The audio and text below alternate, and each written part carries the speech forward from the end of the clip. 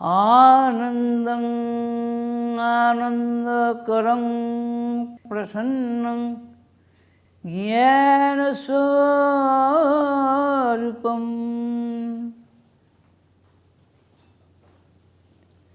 निजबोधयुक्तं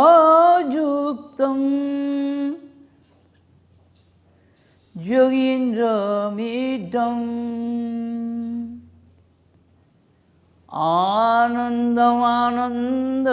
आनन्दमानन्दस्वरूपं निजबोधयुक्तं योगीन्द्रमिदम् ज्ञानस्वरूपं निजबोधयुक्तं योगीन्द्रमिदम् श्रीमत्परब्रह्म गुरुं नमामि। श्रीमत्परब्रह्म गुरुं स्मरामि। श्रीमद्ब्रह्म गुरुं भजामि। श्रीमत्परब्रह्म गुरुं वदामि। यों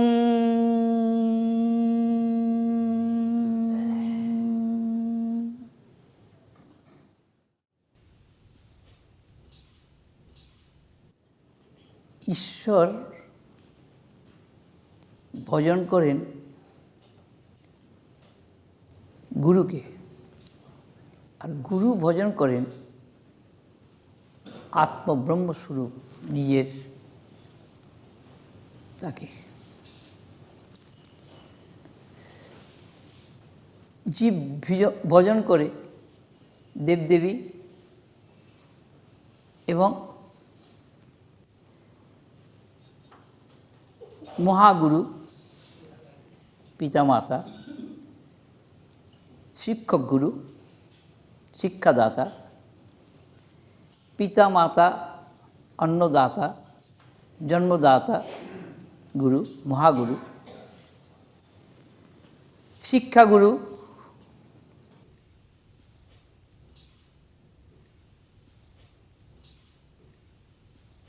পরম গুরু, দীক্ষাগুরু, পরাপরম গুরু, যারা মুক্তির বিজ্ঞান শিক্ষা দেয়। পরমেষ্টি গুরু হচ্ছে নিজ বোধস্বরূপ।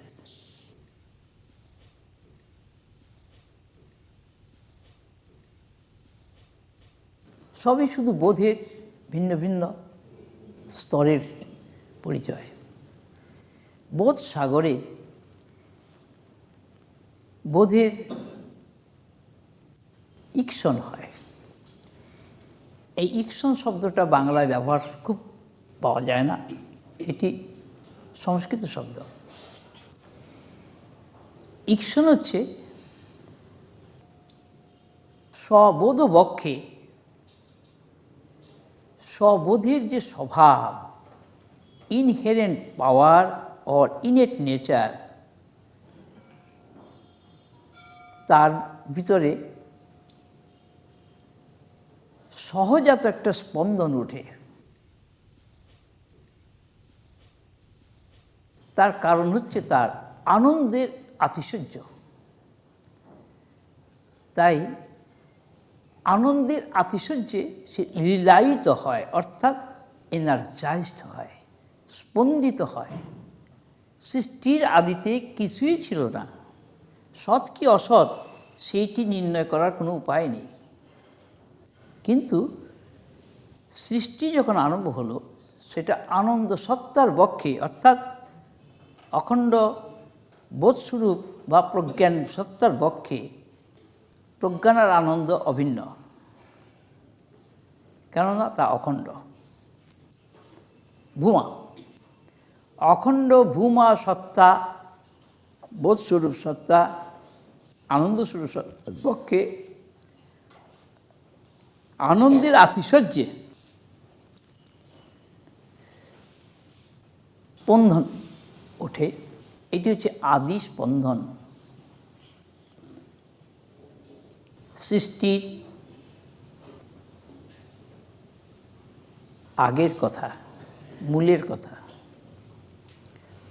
এই স্পন্দন বাড়তে বাড়তে ছড়িয়ে পড়ে সত্তার পক্ষে, কিন্তু স্পন্দনের পর স্পন্দন উঠতে যখন থাকে তখন এই প্রতিটি স্পন্দনের ধারা ছড়িয়ে পড়ে সৃষ্টির মধ্যে। এই সূক্ষ্মতম থেকে সূক্ষ্মতর, তারপরে সূক্ষ্ম, এইভাবে আস্তে আস্তে স্থূল রূপ ধারণ করে ঘনীভূত হয়ে। কিন্তু আদি কারণ কিন্তু আনন্দ। এটি হচ্ছে জ্ঞানীদের সিদ্ধান্ত, অনুভূতি। কিন্তু জ্ঞানী ছাড়াও তো আরও আছে, যোগী আছে, ভক্ত আছে, কর্মী আছে। যদিও মূলত সবাই অভিন্ন, কিন্তু ব্যবহারিক ক্ষেত্রে কিন্তু সবার একরকম ব্যবহার দেখা যায় না। তাদের সিদ্ধান্ত কিছু ভিন্ন ভিন্ন। জ্ঞানীদের মধ্যে আবার একটা শ্রেণী, তারা অজ্ঞানকেই সৃষ্টির কারণ বলেছে। অজ্ঞান হলো মায়া, মিথ্যা, যা নাই অথচ আছে বলে প্রতিভাত হয়। বড় অদ্ভুত জিনিস। জ্ঞানের দ্বারা যেই মাত্র তুমি অজ্ঞানকে খুঁজতে যাচ্ছ, দেখবে অজ্ঞানকে কোনো হুদিস পাবে না। ছায়াটা আছে, যে আলো নিয়ে এলে ছায়াটা কোথায় পালিয়ে গেল। অজ্ঞানের ভুলটা হচ্ছে যেই জ্ঞান দিয়ে সেই ভুলটা তুমি লক্ষ্য করলে ভুলটা সরে গেল, কোথায় যে গেল আর খুঁজে পাবে না। সেই দৃষ্টিতে জ্ঞানীরা বলে মানুষের যে দুঃখ, এটা অজ্ঞানজাত। যে দুঃখের কারণটা জানা হয়ে যায় তখন দুঃখটা আর থাকে না। কিন্তু দুঃখের কারণটা তো সবাই জানতে পারে না। তার কারণ মানুষ সব জিনিসই দায়ী করে অপরকে, নিজের দুঃখ কষ্ট ভালো মন্দের জন্য দায়ী করে অপরকে। তার জন্যে নিজ অতিরিক্ত কোনো বস্তুর সত্তা যখন নেই, ভজনটার প্রথমেই বলা হয়েছে জ্ঞান স্বরূপং নিজ বোধযুক্তম যোগীন্দ্র বিদ্যম। যোগীদের মধ্যে শ্রেষ্ঠ যোগী, পরম জ্ঞানী, সে নিজ বোধে যুক্ত, সেই পরম ব্রহ্মগুরু, তাকে নমস্কার, তাকেই স্মরণ করে, তাকেই ভজন করা হচ্ছে, তার কথাই বলা হচ্ছে, অন্য কথা নয়। কিন্তু সংসারী মানুষ তো সেটা করে না। তাদের অন্যান্য কথা হচ্ছে সারাদিনের পুঁজি, তারপরে নিজের মনের কল্পনা তো আছেই। তার ফলে নিজের যা কিছু সুখ দুঃখ, তার কারণ যে নিজেই, সেটা কিন্তু সে নিজে কোনোদিনই স্বীকার করবে না, জানতেও পারবে না। যখন সংসারের তাপে জর্জরিত হয়ে মানুষ উপায় খোঁজে এই দুঃখ কষ্টের হাত থেকে রেহাই পাওয়ার জন্যে, তখন অনুসন্ধানটা বাইরে করে না, বাইরের থেকে সে অনুসন্ধানটা নিজের মধ্যে। নিজের মধ্যে যারা অনুসন্ধান করে তাদেরই বলা হয় সাধক। আর যারা বাইরে অনুসন্ধান করে তারা ঘাতক, অর্থাৎ অপরকে দোষী করে নিজে রেহাই পেতে চায়। তাদের বলা হয় সংস্কৃতে ঘাতক। এখন সাধক যে, সে নিজের মধ্যে যখন খোঁজে তখন দেখে দোষগুলো তো সব আমার মনের মধ্যেই রয়েছে, মনের বাইরে তো কোথাও নাই।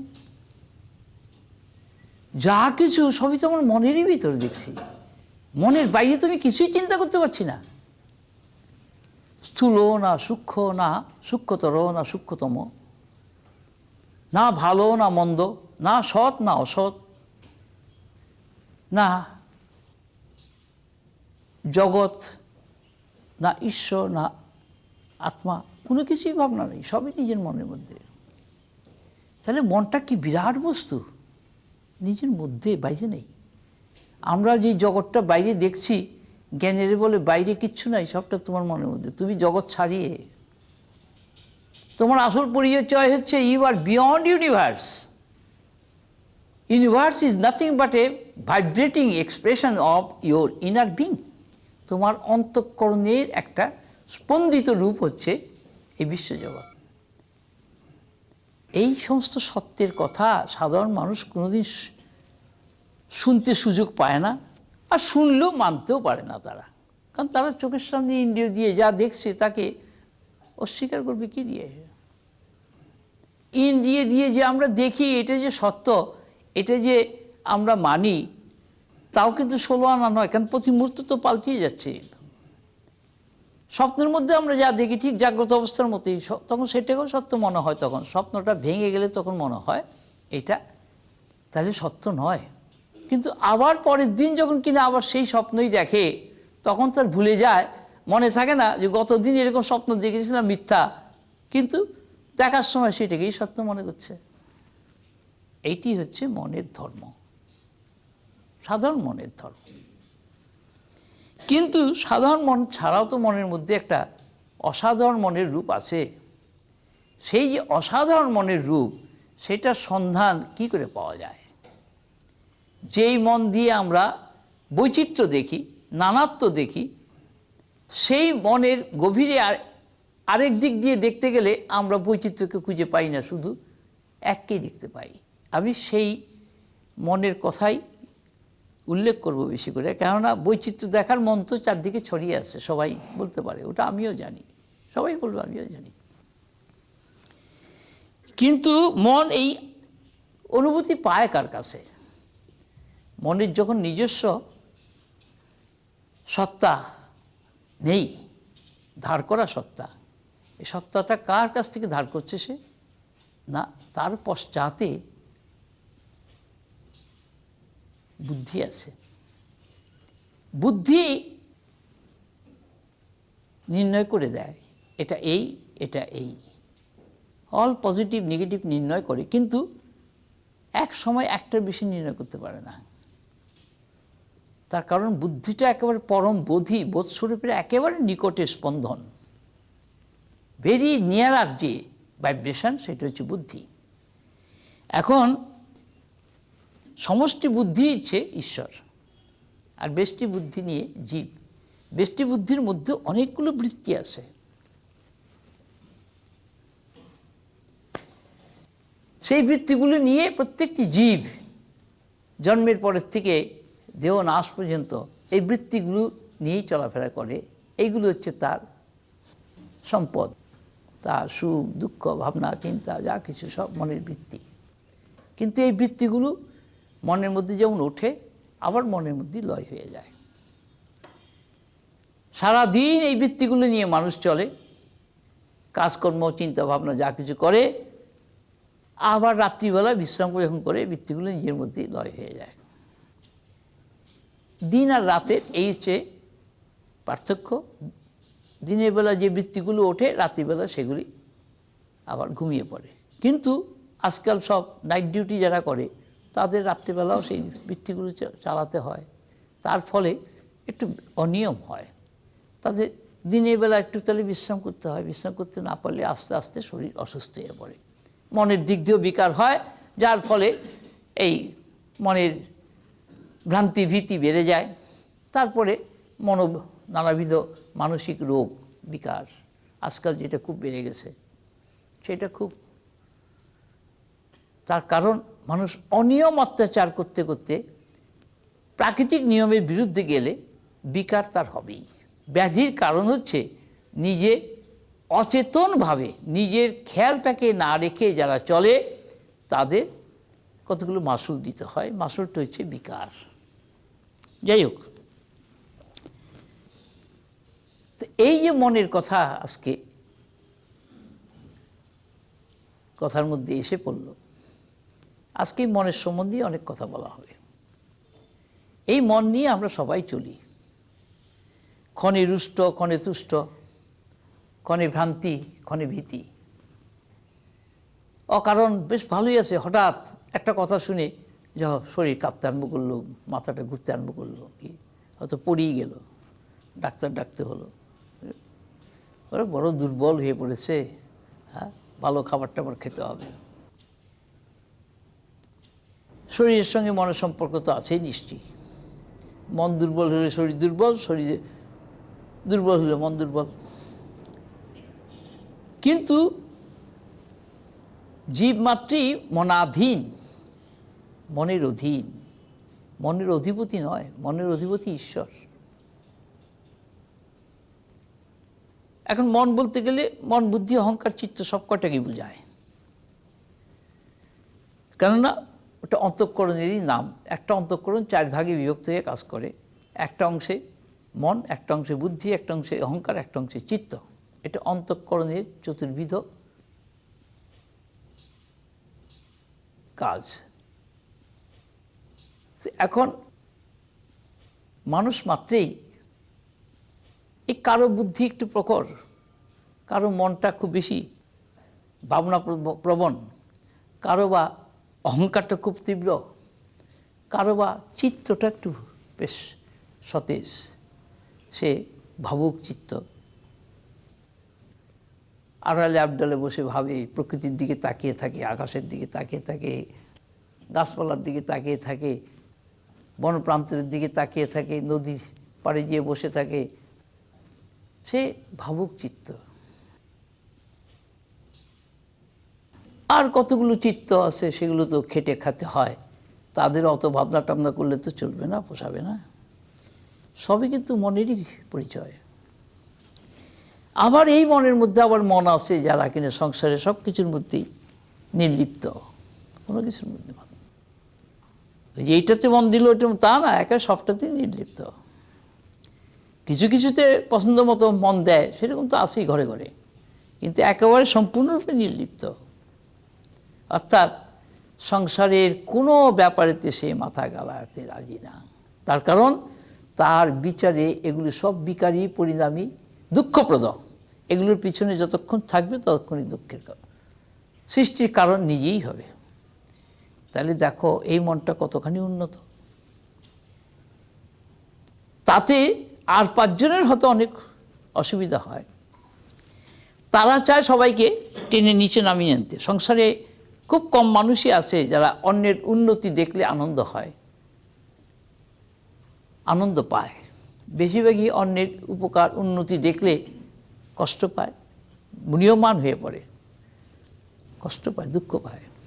আর অন্যের কষ্ট, দুঃখ, ক্ষতি টতি হলে খুব হ্যাঁ ওর ভালোই হয়েছে, ও যেরকম লোক বেশ ভালোই হয়েছে।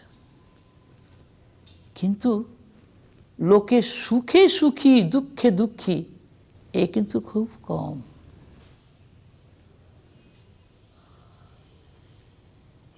তার চেয়ে তো কম হচ্ছে সুখ দুঃখের কোনোটাই যাকে স্পর্শ করে না, সে জানে এই দুটাই হচ্ছে ভ্রমমাত্র সার। কারণ এগুলি আগন্তুক, এগুলি বাইরের কতগুলি ঘটনা, অবস্থা, পরিবর্তন, বিকার কি অবলম্বন করে আসে আর যায়। কাজে দেখো মনটাকে নিয়ে আমরা চলি, কিন্তু মনের ব্যবহার সম্বন্ধে আমরা মোটেই সচেতন না। ধর্মজগতে একদল লোক, তারা একরকম ভাব নিয়ে চলে, তাতে সংসারের আর 5 জনের অসুবিধা হয়, তা সেটা তারা বোঝে না।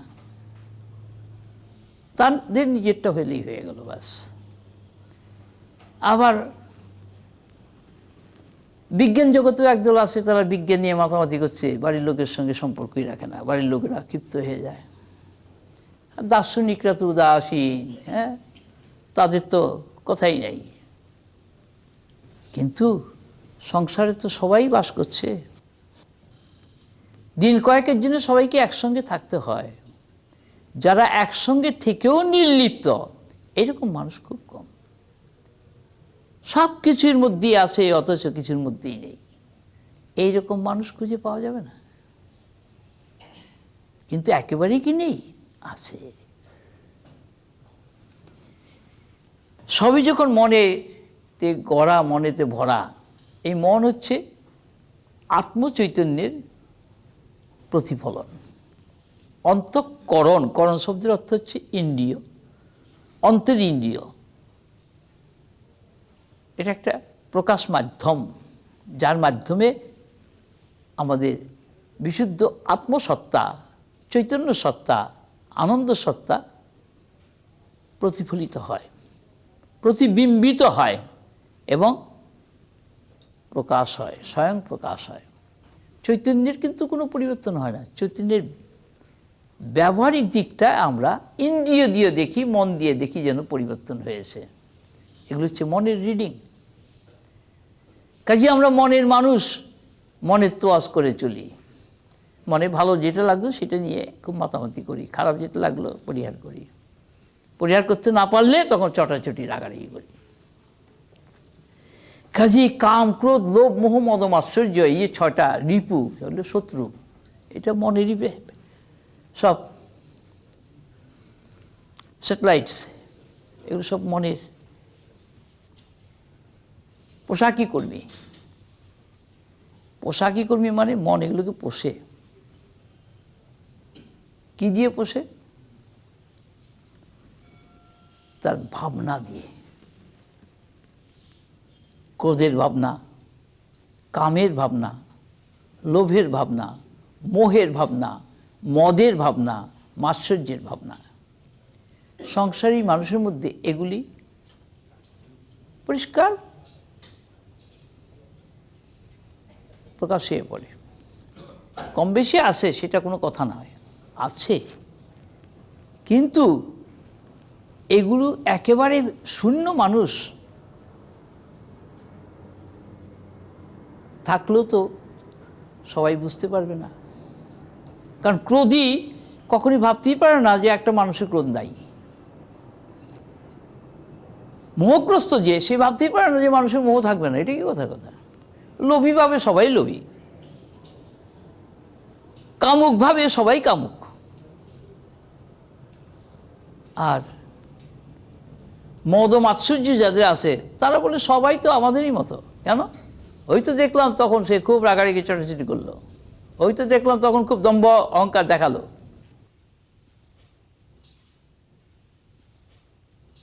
তাহলে এই বৃত্তিগুলি আমাদের মধ্যেই থাকে, ওই অবস্থা বিশেষে সেগুলো প্রকাশ হয়ে পড়ে বাইরে। কিন্তু এরও পশ্চাতে যে নিজের পরিচয়টা, সেটা তো এগুলির সঙ্গে যুক্ত থাকলে পারা যাবে না। তাই যারা এগুলোর থেকে নিজেকে রেহাই পাওয়ার জন্যে, বা এগুলোর থেকে দূরে থাকার জন্যে, বা এগুলোকে দূর করার জন্যে, নির্মূল করার জন্য যারা চেষ্টা করে, তারা হলো সাধক। আমি শুধু পয়েন্ট আউট করছি জিনিসটা। এই সাধকের মধ্যে অনেক গ্রেডেশন আছে, একেবারে 1 to 100 কেন, 1 to 1000 লাখো লাখো গ্রেডেশন আছে।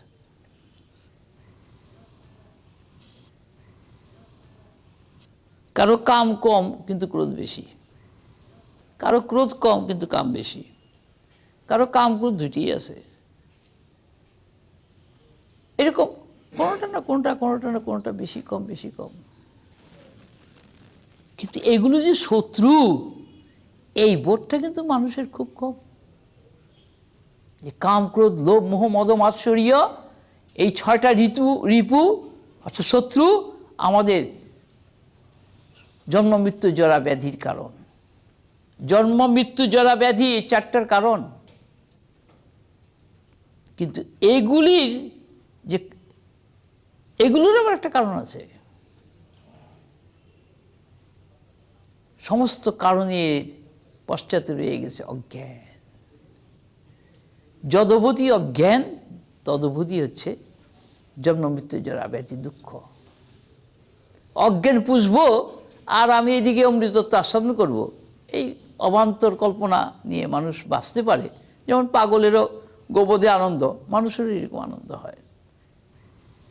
যারা এগুলিকে দূর করতে চেষ্টা করে তারা জানে অন্তরের একটি কুবৃত্তিকে দূর করতে কত পরিশ্রম করতে হয়, তার মূল কত গভীরে, কত জন্ম সেই জিনিসের ব্যবহার করে এসেছে সে, আর সংস্কার হিসেবে সে একটা টেপ রেকর্ডেড হয়ে আছে ভিতরে, ঠিক সময় মতো সে বেরিয়ে আসবে।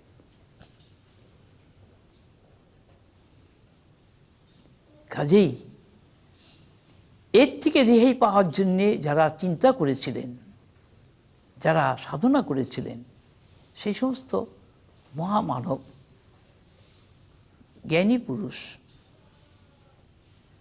সব যুগে সমান না, বর্তমানে খুবই কম। মানুষের মুক্তির উপায় থাকবে না তা নয়, বহু রকম মুক্তির উপায় বেরিয়েছে, মানুষই আবিষ্কার করেছে, কিন্তু সেগুলি পালন করার মতো লোকের অভাব। পালন না করলে তো হবে না। স্কুলে ভর্তি হওয়া আজকাল খুব মুশকিল, মা বাবাকেও পরীক্ষা দিতে হয় সন্তানের সঙ্গে, কিন্তু স্কুলে ভর্তি হলেই তো লেখাপড়া শেখা যাবে না, তাকে তো পরিশ্রম করতে হবে। প্রতি বছরই নূতন করে এক একটা শ্রেণীতে যখন সে ওঠে, তখন সেই শ্রেণীর যে পাঠ্যপুস্তক সেগুলোকে সব তার শেষ করতে হবে। এই করে করে করে করে স্কুল এর গণ্ডি পার হতে হবে, কলেজের গণ্ডি যেতে হবে, কলেজেও ঠিক ওই রকমভাবেই চলতে হবে, তারপরে কলেজের গণ্ডি পার হতে হবে, তারপর যদি ইউনিভার্সিটিতে সুযোগ সুবিধা পায় সেখানে যেও আবার ঠিক সেই পরিশ্রম করতে হবে। সেই গণ্ডি পাড়িয়ে আসলে তখন মোটামুটি একটা স্ট্যান্ডার্ড ধরি আমরা, হ্যাঁ এ BA-MA পাস করেছেই। কিন্তু BA-MA পাস করলেই যে এতক্ষণ যে আলোচনা হলো তার থেকে কিন্তু রেহাই পাবে না। BA-MA পাস করলে তুমি কাম, ক্রোধ, লোভ, মোহ, মদ, মাৎসর্যের থেকে তুমি রেহাই পাবে না। তার জন্য তোমাকে পৃথকভাবে পরিশ্রম করতে হবে, সাধনা করতে হবে। সেই সাধনাটা বর্তমান যুগের মানুষের পক্ষে সত্যি সম্ভব না। তারা সময়ই পায় না, সময় নষ্ট করে তারা যথেষ্ট, প্রতিদিন 24 ঘন্টার মধ্যে ফালতু সময় নষ্ট করে প্রায় অলমোস্ট অল সবাই বলে সময় পাই না, কত কাজ, ওরে বাস। কিন্তু যারা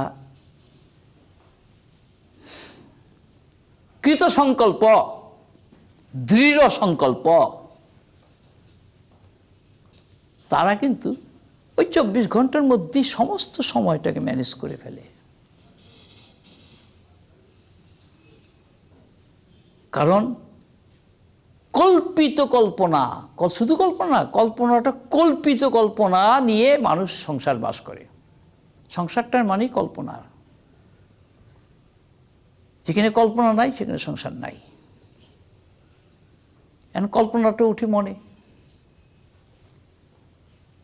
মনোদয়ে জগতের উদয় আর মনোলয়ে জগতের লয়।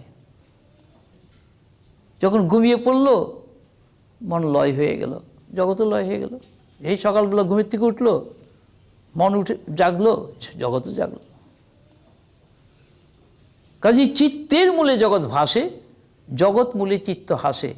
কালকে একটা গানের মধ্যে কথা বলে দেওয়া হয়েছিল। তো এখন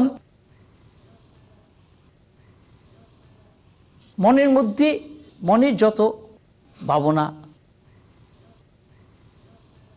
বৈচিত্র্য কল্পনা, সবই মনের বিলাস রচনা।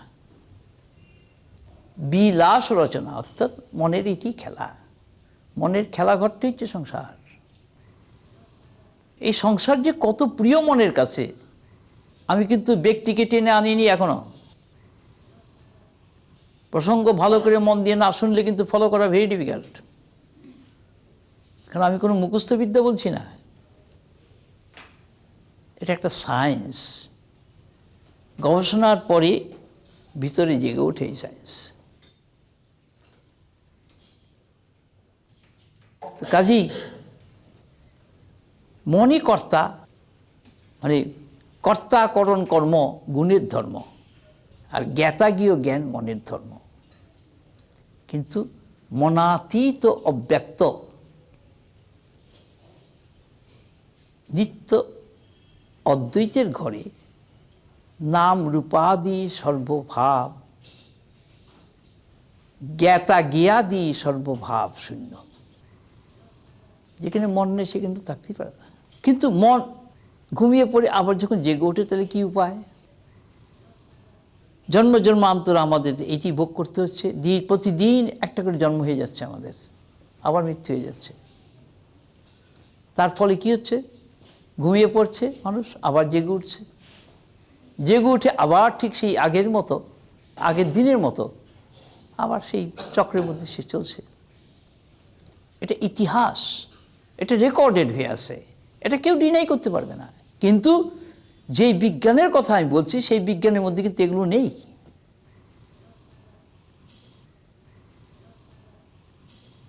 কেন না?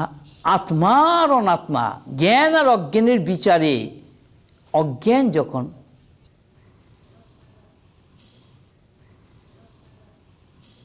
থাকে না, অভাব হয়ে যায়, অর্থাৎ মনের অভাব হয়।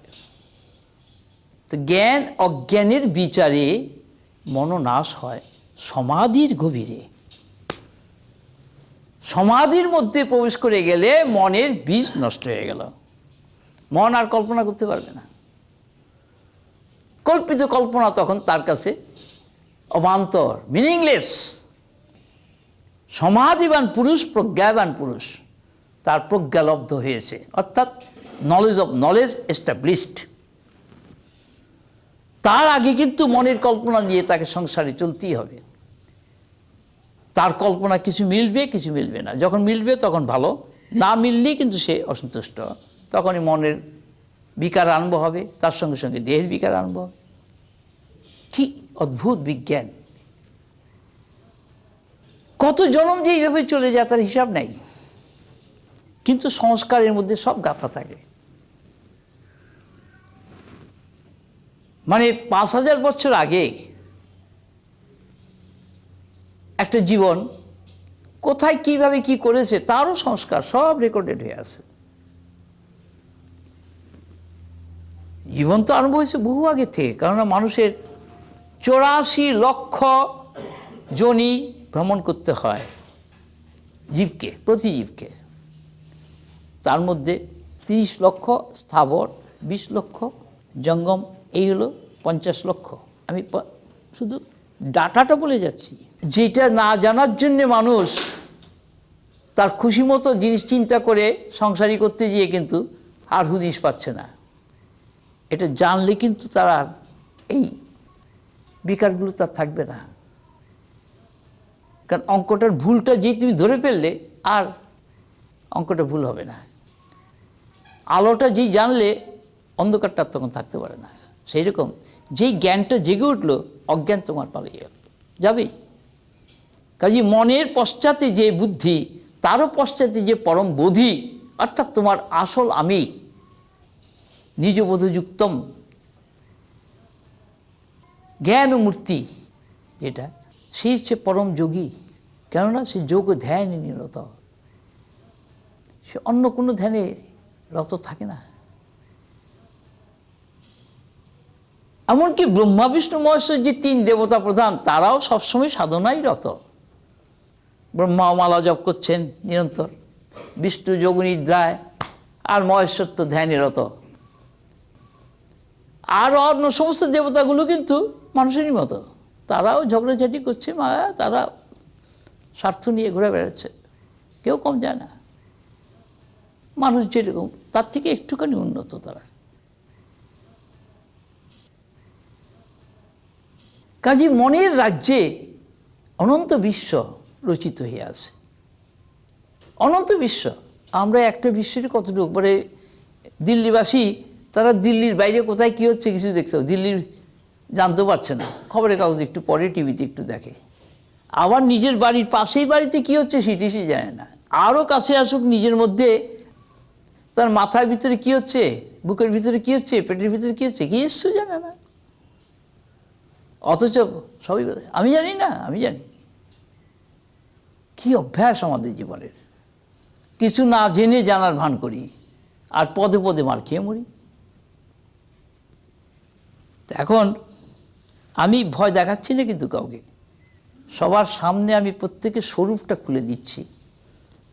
স্ববোধ আর স্বভাব। স্বভাবেতে গড়া জীবনের সব কিছু, কিন্তু স্ববোধ পশ্চাতে শুধু ব্যাকগ্রাউন্ড। এই স্বভাবের বাইরের দিকটা প্রকৃতি, ভিতরের দিকটা স্বভাব। বাইরের দিকটা কি? যেটা ইন্দ্রিয়ের দিক, স্থূল দেহের দিক, এবং বাইরের যা কিছু আমাদের প্রয়োজন, শব্দ, স্পর্শ, রূপ, রস, গন্ধ, আমরা সেটা সংগ্রহ করছি ইন্দ্রিয় দিয়ে। কিন্তু স্বভাবের গভীরে ইন্দ্রিয়ের ব্যবহার নাই। যেমন ঘুমের মধ্যে যখন আমরা স্বপ্ন দেখি, তখন কিন্তু আমাদের এই স্থূল ইন্দ্রিয়গুলি সব ঘুমিয়ে থাকে। মন নতুন করে কতগুলো কল্পিত ইন্দ্রিয় তৈরি করে নিয়ে স্বপ্নরাজ্য সৃষ্টি করে। সেখানে সব রকমই জাগ্রত স্বপ্নের অবস্থার মধ্যে অনেক কিছু সৃষ্টি করে। আমি আজকে স্বপ্নের রাজ্যের সম্বন্ধে কতগুলো কথা বলবো, যার জন্য এই কথাগুলো বলে নিতে হলো। তা না হলে কিন্তু কথা ফলো করা খুব মুশকিল। কারণ আমি শাস্ত্র পড়ে কারোর কাছে ব্যাখ্যা করতে আসিনি, মুখস্থ বিদ্যা করে কারোর কাছে শোনাতে আসিনি।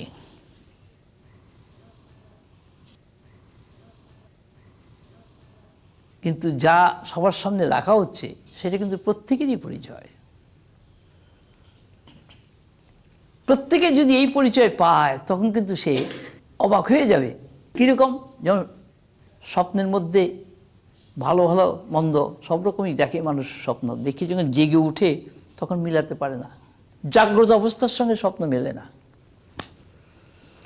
তখন ভাবে, ইস, যদি স্বপ্নটাই সত্য হতো তাহলে কত না ভালো হতো। আর যদি স্বপ্নটা খুব ভয়ঙ্কর হয়, দুঃখের হয়, ইস, বাঁচা গেল বাবা, ওটা যদি সত্য হতো তাহলে তো আমি গেছিলাম। এগুলো হচ্ছে ডে টু ডে এক্সপিরিয়েন্স আমাদের, কিন্তু আমরা কিছু ধরে রাখতে পারি না। কেননা আমাদের সেই মনের প্রস্তুতির অভাব। মনের প্রস্তুতির অভাবের জন্য আমরা আমাদের এই যে অভিজ্ঞতাগুলো হয় জন্মের পরের থেকে মৃত্যু পর্যন্ত, অনন্ত অনন্ত ভাবের সঙ্গে আমরা চলি সবাই, আমরা কিচ্ছু ধরে রাখতে পারি না। কিন্তু আমাদের অন্তরে তার রেকর্ড কিন্তু হয়ে যায় সংস্কার রূপে। পরবর্তী জীবনে তার থেকেই কিছু যখন আসে, অস্বীকার করে বসে, আমি তো এরকম কিছু করিনি। এই জীবনেই আমরা 2 দিন, এই সকালবেলাটাই বিকালে মনে রাখতে পারি না। 3 দিনেরটা তো আরও বেশি, 6 দিনেরটা তো আরও বেশি ভুলে যাই, 1 মাসের আগেরটা তো আরও ভুলে যাই, 1 বছরের আগেরটা আরও ভুলে যাই। বাস এরকম করতে করতে করতে অতীত মুছে যায়, পর্দা পড়ে যায়। আমরা যে দেহ, ইন্দ্রিয়, প্রাণ, মন, বুদ্ধি, অহংকার, চিত্ত এবং সব কিছু নিয়ে যে প্রকৃতি, এই 8টা অষ্টবিধা প্রকৃতি, 16 বিকার। 8টা প্রকৃতি, 16 বিকার। 16টা বিকার কি? পঞ্চপ্রাণ, পঞ্চকর্মেন্দ্রিয়, পঞ্চজ্ঞানেন্দ্রিয়, আর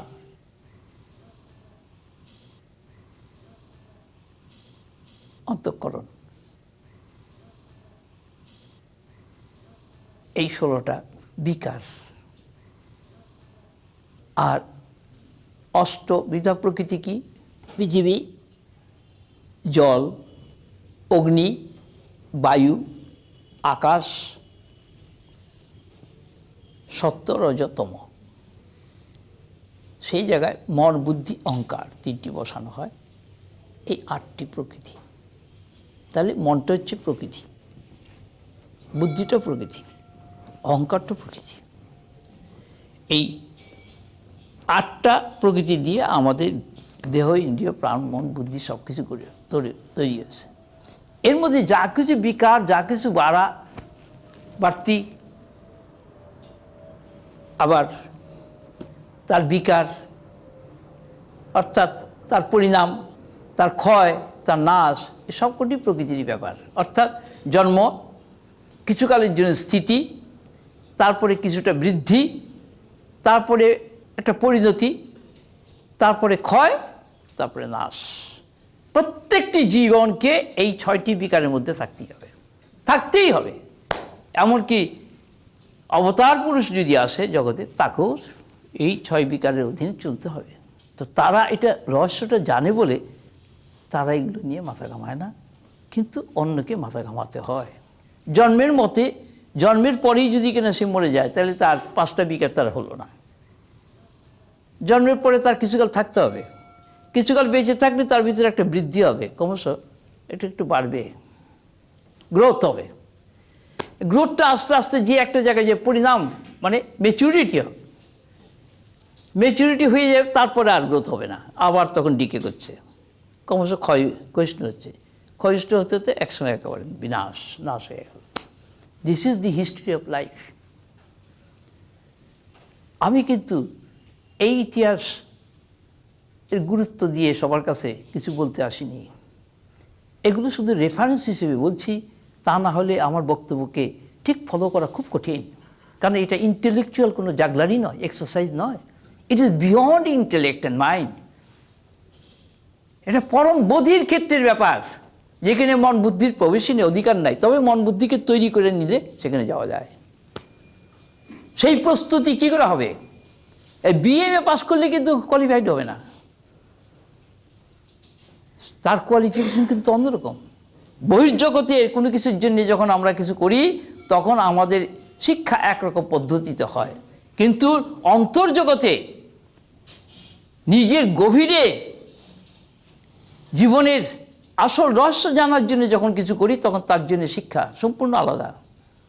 দুইটি কিন্তু একরকম পদ্ধতির শিক্ষা না। একটা হচ্ছে বাইরেরটা সম্পূর্ণ প্রাকৃত বিদ্যা, material science, material knowledge, objective knowledge and knowledge of ডাইভার্সিটিস, that is relative knowledge. নিশ্চয়ই শব্দগুলোর সঙ্গে সবার পরিচয় আছে। কিন্তু যখন অন্তরের দিকে আমরা যাব তখন আসবে spiritual knowledge, life science. What is life? মস্ত বড় একটা প্রশ্ন, যাহা জড়কে, নির্জীবকে, নিষ্প্রাণকে নিজের প্রয়োজনে ব্যবহার করে, তাই হচ্ছে জীবন। এখন এই জীবনই কিন্তু সবচেয়ে বড় কথা নয়। জীবনের একটা সীমিত সীমা আছে, তার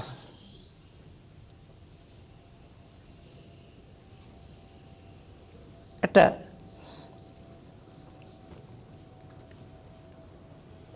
মাত্রা আছে, তার বাইরে সে যেতে পারে না। কিন্তু তার বাইরের থেকে যে জিনিস তার কাছে আসে সেইটা সাপ্লাই, সে কিন্তু তার কারণ জানে না। আমরা বহির ইন্দ্রিয় দেহের যা পাচ্ছি অন্তরের প্রাণের কাছ থেকে, আমাদের ইন্দ্রিয় কিন্তু প্রাণের খবর ভালো করে জানে না। প্রাণের একটা সীমা আছে, লিমিটেশন আছে। প্রাণ দেহ ইন্দ্রিয়কে পরিচালনা করে, যার ফলে আমরা চলতে পারি, দেহকে চালাতে পারি, ইন্দ্রিয়গুলোকে পরিচালনা করতে পারি। কিন্তু প্রাণ যদি নিস্তেজ হয় তাহলে আর পারি না। বাতে ধরলে হাত প্যারালিসড হয়ে গেলে হাত তুলতে পারছি না, হাত নাড়তে পারছি না। কাজে প্রাণের বিকার যখন হয় তখন ইন্দ্রিয় আর চলবে না। সেই জন্যে প্রাণের আবার চর্চা করতে হয়।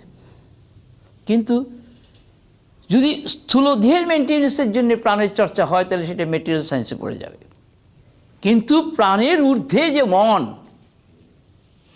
অর্থাৎ প্রাণের তো চেতনা নাই, তার ভিতরে চেতনের কোনো স্পন্দনও সে বোঝে না, কিন্তু অটোমেটিক সে চলে। রাত্রি ঘুমের মধ্যে মশা কামড়াচ্ছে, আপনিই হাতটা যে সেখানে পড়ল, হাতটা এমনি এসে আপনিই পড়ল। সেটা সচেতনভাবে নয়, অজ্ঞাতসারে। ঘুমের মধ্যে বকর বকর বকর বকর করছে, বিড়বিড় বিড়বিড় করছে, লেকচার দিচ্ছে, কাকে গালাগালি করছে, কবিতা পাঠ করছে, সব রকম আছে। এটা কিন্তু জ্ঞাতসারে নয়। তাহলে দেহের পশ্চাতে যে প্রাণ আছে সেই প্রাণেরও দুটা দিক, একটা দিকে সেই দেহের দিকে, আরেকটা দিক দেহের পশ্চাতে, অর্থাৎ তারও পশ্চাতে কি আছে, মনের দিকে। কাজেই মনের কাছ থেকে সে কিছু সংগ্রহ করে নিয়ে এসে ঢেলে দেয়, তার ফলে বহির ইন্দ্রিয়গুলিকে পরিচালনা করার সুবিধা হয়। এই যে প্রাণের পশ্চাতে মন আছে, মনেরও নিজস্ব কোনো চেতনা নাই, সেটা প্রতিবিম্বিত একটা চেতনার অংশ, সেইটি দিয়ে তাও আবার 3 গুণের মাধ্যমে বিভক্ত হয়ে নানা ভঙ্গিমায় সেটা প্রকাশ পায়। সেই জন্যে মনের অনন্ত অনন্ত বৃত্তি, অনন্ত শিখা, আশা পাশে বদ্ধ, মন আশা পাশে বদ্ধ, তার কত কামনা, কত ডিজায়ার, কত কল্পনা, কত বিলাস, কতটুক মেটে, তার স্বাদে ভরা চিত্ত, সাধ্য বড় সীমিত।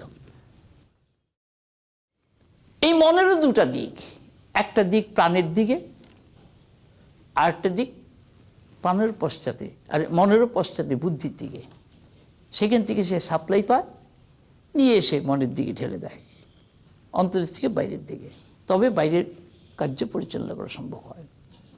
কোথায় কি রেখেছে, চাবিটা কোথায় রেখেছে, টাকাটা কোথায় রেখেছে, মনে আসছে না। বুদ্ধি ভিতরের থেকে সাপ্লাই দিলে তবে মনে পড়বে, না পড়বে না।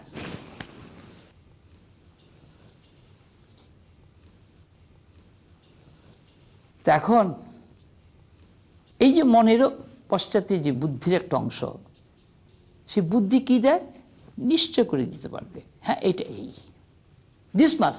তার জন্য বুদ্ধির আরেক নাম হচ্ছে ডিটারমিনেটিং ফ্যাকাল্টি, অর্থাৎ যে ফ্যাকাল্টিটা ডিটারমিন করে দিতে পারে, অ্যাসার্টেন করে দিতে পারে। সামান্য একটা অংশ নিশ্চয় করে দিতে পারে, কিন্তু পুরোটা পারবে না। একদেশদর্শী মন বুদ্ধি, বুদ্ধি শুধু একটা জিনিস যখন যেখানে সেটুকু বলতে পারবে, তার বেশি পারবে না। কাজে বুদ্ধি সমগ্রতার সম্বন্ধে তার ধারণা নাই। কাজে বুদ্ধির উপরে যে নির্ভর করে যারা চলে তারাও পার্শিয়াল,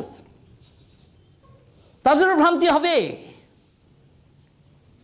কিন্তু বুদ্ধি যদি বোধির সঙ্গে যুক্ত হয়, বুদ্ধির আরেকটা দিক তাহলে আরও পশ্চাতে, খুব কমপ্লিকেটেড ব্যাটার।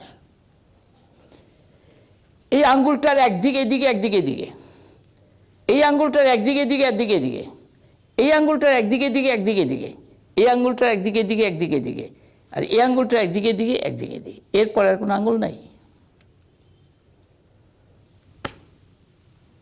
আমি এইখানকার কথা বলছি, try to follow me. That is unconventional, unprecedented. এটা নিয়ে মাতামাতি করার অধিকার কারো নাই, প্রশ্ন করতে পারবে না।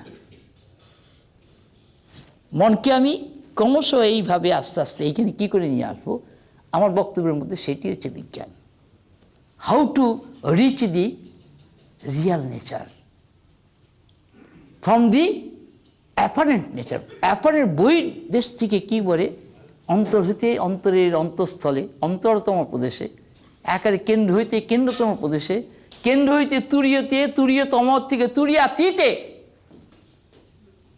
কাজেই আউটার, ইনার, সেন্ট্রাল, তারপরে আছে ইউনিভার্সাল,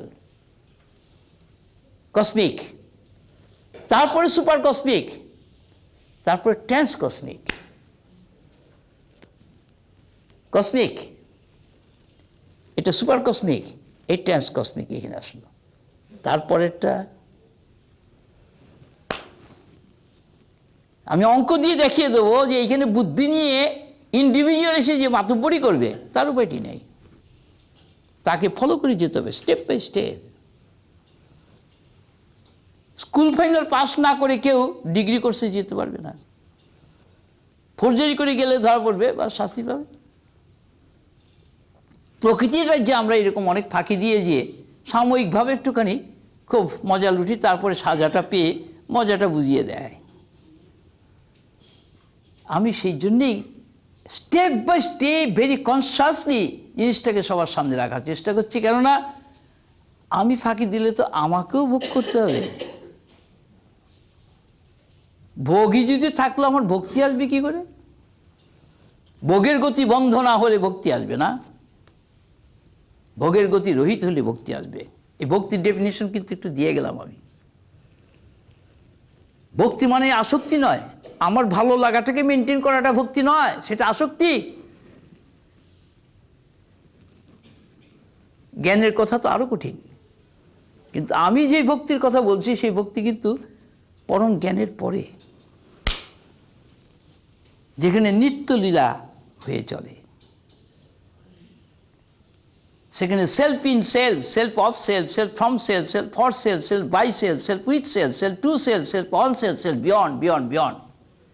সেলফের জায়গায় আমি কনসাসনেস বসাচ্ছি, consciousness in consciousness, consciousness of consciousness, consciousness from consciousness, consciousness for consciousness, consciousness by consciousness, consciousness with consciousness, consciousness on consciousness and consciousness beyond beyond beyond.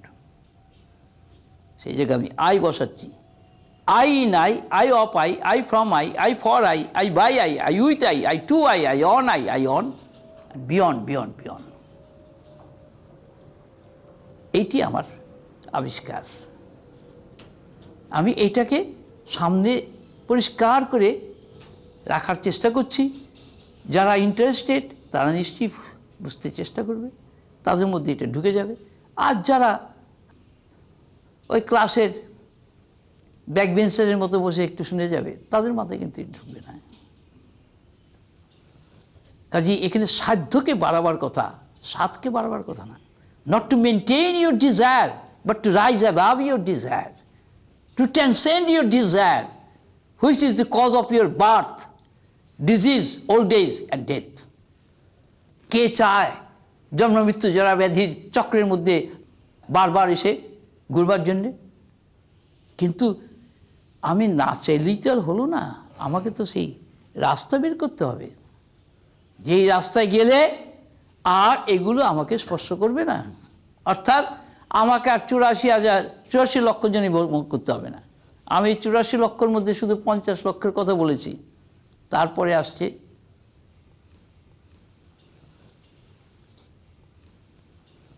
Reptile, fish, bird, 11 আর 9, 20।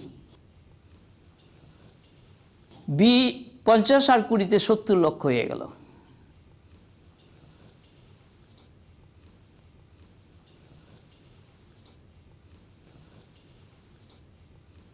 দশ লক্ষ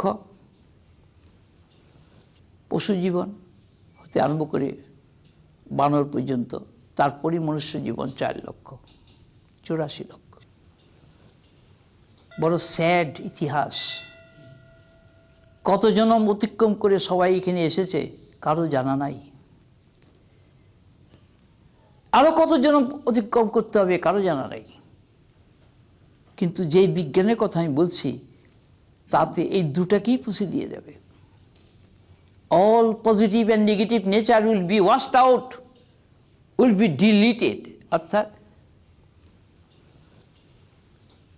নাশ। তার কারণ ওই যে বললাম, জ্ঞান অজ্ঞানের বিচার, বিবেক বিচারে মননাশ হয়ে যায়, তার ফলে সমাধির গভীরে সমত্বেতে অধিষ্ঠিত হবে। তুমি শুদ্ধ বোধ স্বরূপে নিজেকে আবিষ্কার করবে যে you are consciousness absolute, you are bliss absolute, you are সচ্চিদ আনন্দ স্বরূপ।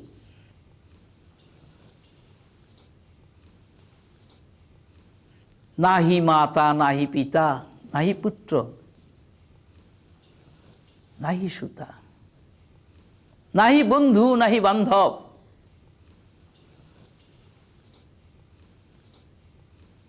নাহি দুহিতা।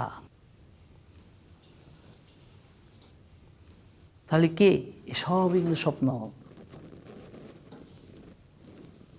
কি অদ্ভুত! এটা জানা হয়ে যাচ্ছে যখন এগুলো সব স্বপ্ন। আমি সেই প্রসঙ্গে এবার আসছি। কেন স্বপ্ন? Why it is a dream? The universal creation is a dream. অখণ্ড সচ্চিদানন্দ স্বরূপের পক্ষে, ঈশ্বরের পক্ষে এটা একটা ড্রিম। ঈশ্বর কিন্তু লিপ্ত নয়, কিন্তু তার প্রকৃতি ক্রিয়তে কর্মাণি সর্বস্ব নাহম। ভগৎ বাণী হচ্ছে প্রকৃতি এগুলো করছে, আমি করছি না কিছু। কিন্তু আমরা যে আমি করে বলছি, তাহলে উপায়টা কি এখন? আমাদের ভ্রমটাকে দূর করতে হবে। যতবার আমি আমার ব্যবহার করব ততবারই সংস্কার গেঁথে যাবে। তাহলে উপায়, নিশ্চয়ই উপায় আছে। দেহের রোগের জন্য চিকিৎসক আছে, নানান রকম স্পেশালিস্ট আছে, কিন্তু ভবব্যাধির রোগের চিকিৎসক কোথায়? হ্যাঁ, ওয়ার্ল্ড ফিভারের চিকিৎসক কোথায়? দেহের ফিভারের তার চিকিৎসা পেলাম। কত রকমের জ্বর আছে, বহু রকমের জ্বর আছে, তার জন্য চিকিৎসাও পৃথক পৃথকভাবে হয়। আজকাল নানান রকম ওষুধ বেরিয়েছে, ট্যাবলেট বেরিয়েছে, ইঞ্জেকশন বেরিয়েছে, অনেক কিছু। কিন্তু ভবরোগের ওষুধ, অর্থাৎ বৈচিত্র্য যে রোগ, যেই রোগে আমরা বৈচিত্র্য দেখি এককে, সেই রোগটা সারবে কী করে? যেখানে বৈচিত্র্য থাকবে না, থাকবে মাত্র এক। সেই একের দৃষ্টিটা, সেই চোখটা আমাদের কবে খুলবে? যে চোখটা খুলে গেলে আমরা সমস্ত রহস্যটা বুঝে ফেলব। যেরকম ম্যাজিশিয়ান, ধরো এইখানে নামকরা ম্যাজিশিয়ান পিসি সরকার, এর জুনিয়র পিসি সরকার এসে খেলা দেখাচ্ছে, হল ভর্তি লোক, কত রকমের খেলা সে দেখাচ্ছে, সবাই একেবারে মত্ত হয়ে গেছে খেলা দেখতে দেখতে। Really magic is a game which gives joy to others, প্রত্যেককে আনন্দ দেয়, কিন্তু সঙ্গে সঙ্গে তাকে বিভ্রান্ত করে দেয়। কেননা magic is not real, it is a game. আনরিয়েলকে রিয়েল দেখাচ্ছে সে, ইম্পসিবলকে পসিবল করে দেখাচ্ছে, that is magic. He knows the tricks but not the audience. কিন্তু অডিয়েন্সের মধ্যে যদি আরেকজন ম্যাজিশিয়ান থাকে, সে দেখবে আর হাসবে। কাজেই এই জগৎরূপ ম্যাজিশিয়ান ম্যাজিককে দেখাচ্ছে জগৎকর্তা ঈশ্বর, সবার হৃদয়তে বসে ম্যাজিক করছে সে।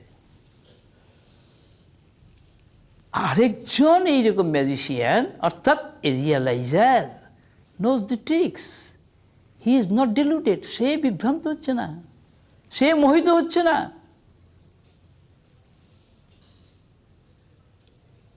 সে কিন্তু জানে এগুলো সব খেলা, একটাও সত্য না। এই জুনিয়র পিসি সরকারের বাবা সিনিয়র পিসি সরকার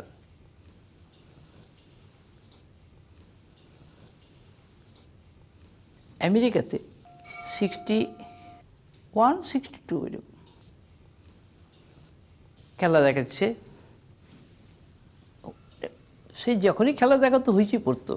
ম্যাজিক ব্যাপারেতে জাপান কিন্তু বড় বড় ম্যাজিশিয়ান জাপানের প্রচুর আছে, কিন্তু পিসি সরকারের সঙ্গে তারা পাল্লা দিয়ে কখনই পারেনি। তারা যত খেলা দেখাতো পিসি সরকার তার উপরে চলে যেত খেলা দেখে। তো সে একটা খেলা দেখাবার জন্য সে একেবারে বড় মস্ত বড় হলে খেলা হচ্ছে, প্রচুর অ্যাডভার্টাইজমেন্ট হয়েছে, চারদিকে সে পোস্টার, ব্যানার, প্ল্যাকার্ড, নানান রকম ছবি টবি এঁকে সব বেরিয়েছে। একটা টিকিট তো মানে সেল যা হয়ে গেছে, ডবল সেল হয়ে গেছে, মানে হলের যা ক্যাপাসিটি তার ডবল ক্যাপাসিটি বাড়াতে হয়েছে, এবং অনেকেই টিকিট কেটে ঢুকতে পারেনি, তাদের জন্যে আবার পরে ব্যবস্থা করতে হয়েছে। যাই হোক, আমি একটা খেলার কথা বলছি।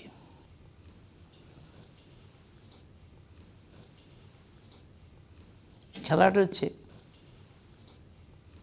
বসে আছে সামনের সারিতে সমস্ত নামকরা করে সমস্ত ভেরি ভেরি ভিভিআইপি। হঠাৎ একজনের দিকে নজর পড়লো যে জাস্ট গিভ মি $1। সে পকেটে হাত দিয়ে একটা $1 বের করে দিয়ে দিল। ডলারটা নিয়ে এরকম করে খেলছে খেলছে খেলছে খেলছে,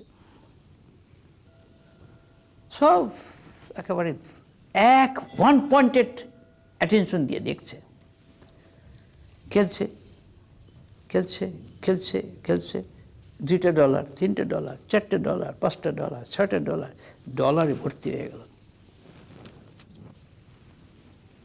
what is the pulsation of the হল?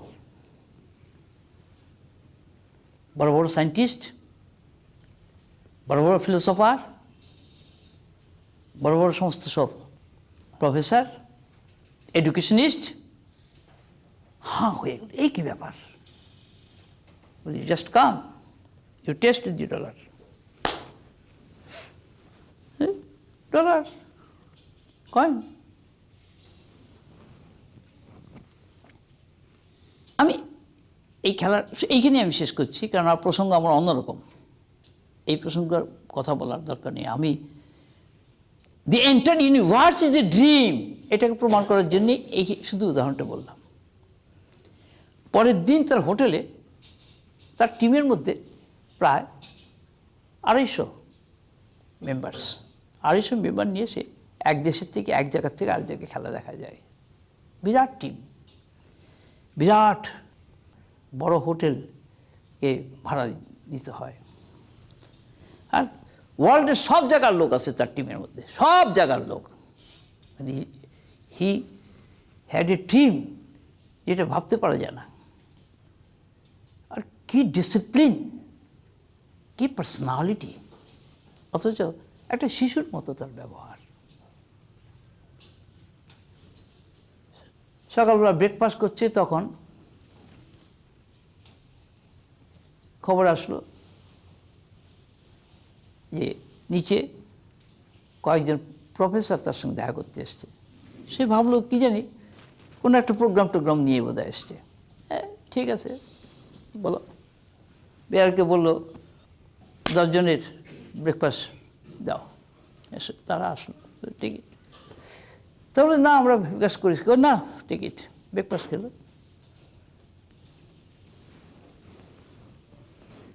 চারটা থলে ভর্তি ডলার নিয়ে এসছে। বলে যে প্রফেসর সরকার, তোমার কাছে এসছি আমরা, যে কাল তুমি যে ওই যে খেলাটা দেখিয়েছ, ওই খেলাটা আমাদের, ওইটার সত্যতা আমাদের কাছে বিক্রি করো, তুমি যত ডলার চাও তত ডলার তোমাকে দেবো। গম্ভীর হয়ে গেলেন সরকার, কিছুই বলছেন না, চুপ করে আছেন, খালি এদের মুখের দিকে তাকাচ্ছেন, চুপ করে আছেন। মানে অতগুলো ডলার। তিনি বলছেন যে take it from here, I am a professional magician, not an amateur one. আমার একটা ধারণা ছিল যে আমি ভারতবাসী আমি, তারপরে আবার বাঙালি, কারণ আমার বাংলার গর্ব আমার মধ্যে আছে। বিরাট বিরাট মনীষী বাংলাতে জন্মেছে। আমি তাদের কথা যখন ভাবি, তাদের তুলনায় আমি অতি নগণ্য, ইনসিগনিফিক্যান্ট আমার লাইফ। তারা অরিজিনাল কত জিনিস জগৎকে দিয়ে গেছে, আমি কিছুই দিতে পারিনি। ওই সমস্ত কিছু বুঝি না, আমাদের ভোলাতে হবে না। তুমি বলো কত ডলার তোমার চাই, আমরা এই নিয়ে এসছি, বলো এখনই আমরা ফোন করে তোমাকে দিচ্ছি, তুমি যত চাইবে তত ডলার দাও আমাকে, ওই জিনিসটা, ওই বিদ্যাটা আমাদের শিখে দাও। তখন বলি যে আমার ধারণা ছিল আমেরিকা একটা সভ্য দেশ, শিক্ষিত দেশ, এবং এখানে সবাই শিক্ষিত, ওয়েল এডুকেটেড। কিন্তু তোমাদের কথা শুনে আমি ডিসহার্টেন্ড হয়ে যাচ্ছি, আমি অবাক হয়ে যাচ্ছি যে এই কি তোমাদের ব্যবহার, তোমরা আমাকে ঘুষ দিতে চাইছো? কয় না, আমরা টাকা দিয়ে কিনে নিতে চাইছি তোমার বিদ্যাটা, তারপরে আমি ভিখারি হয়ে রাস্তায় ঘুরে বেড়াবো? আমি কোথায় সুদূর ভারতবর্ষ, এরকম বিরাট ঐতিহ্য দেশ,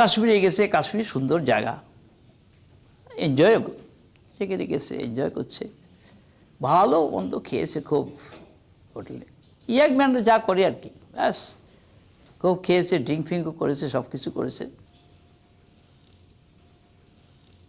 তো খেয়ে দিয়ে সব শুয়ে পড়েছে। তো তাদের মধ্যে একজন, সাপোজ এক্স নাম, সে, আমি অন্য কোনো নামে গেলাম না, অনেকে আপত্তি করতে পারে, অনেক রকম চ্যালেঞ্জ ফেস করতে হয়েছে তো একে, বহু রকম সাপের কামড় খেয়েছে, কাজেই কথার মধ্যে নিশ্চয়ই এমন কিছু ফ্ল থাকবে না যাতে কেউ এসে ডাইরেক্টলি চ্যালেঞ্জ করতে পারে।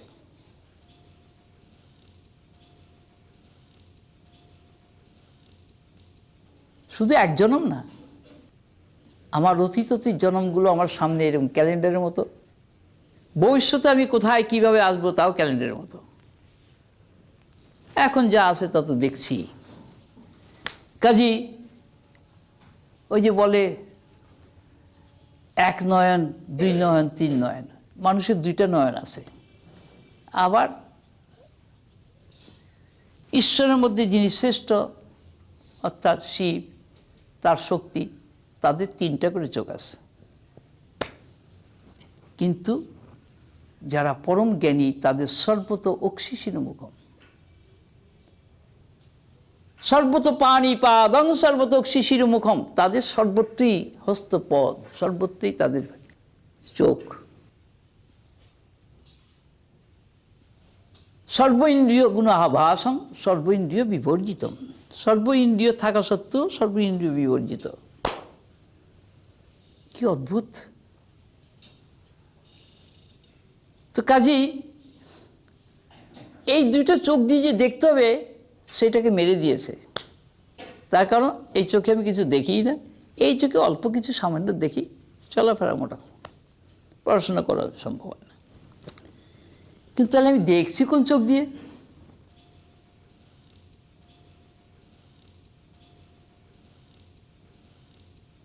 যেই চোখ ইন্দ্রিয়ের অধীনে নয়, মনের অধীনেও নয়, অর্থাৎ বোধ নয়নে হেরি আমি প্রতিক্ষণে, অন্তরে বাহিরে, ঊর্ধ্ব অধ মধ্যে, সামনে পশ্চাতে, ডাইনে বামে, পূব পশ্চিম উত্তর দক্ষিণে, ঈশান অগ্নি বায়ু নৈরিত কোণে, অধ ঊর্ধ্বে, সর্বত্র, প্রতি মুহূর্তে যা কিছু ঘটে সবটাই আমি।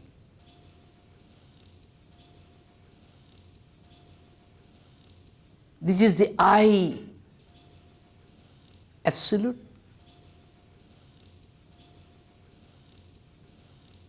এই আই দুটা আই,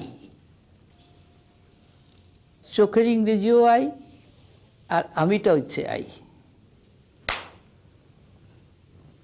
যাই হোক, তো যে ঘটনাটা বলছিলাম, খেয়ে দিয়ে তো তারা ঘুমিয়েছে, এক্স স্বপ্ন দেখছে, ভালো বিছনা শুয়েছে, সুন্দর খাটে, স্বপ্ন দেখছে, হায় হায়।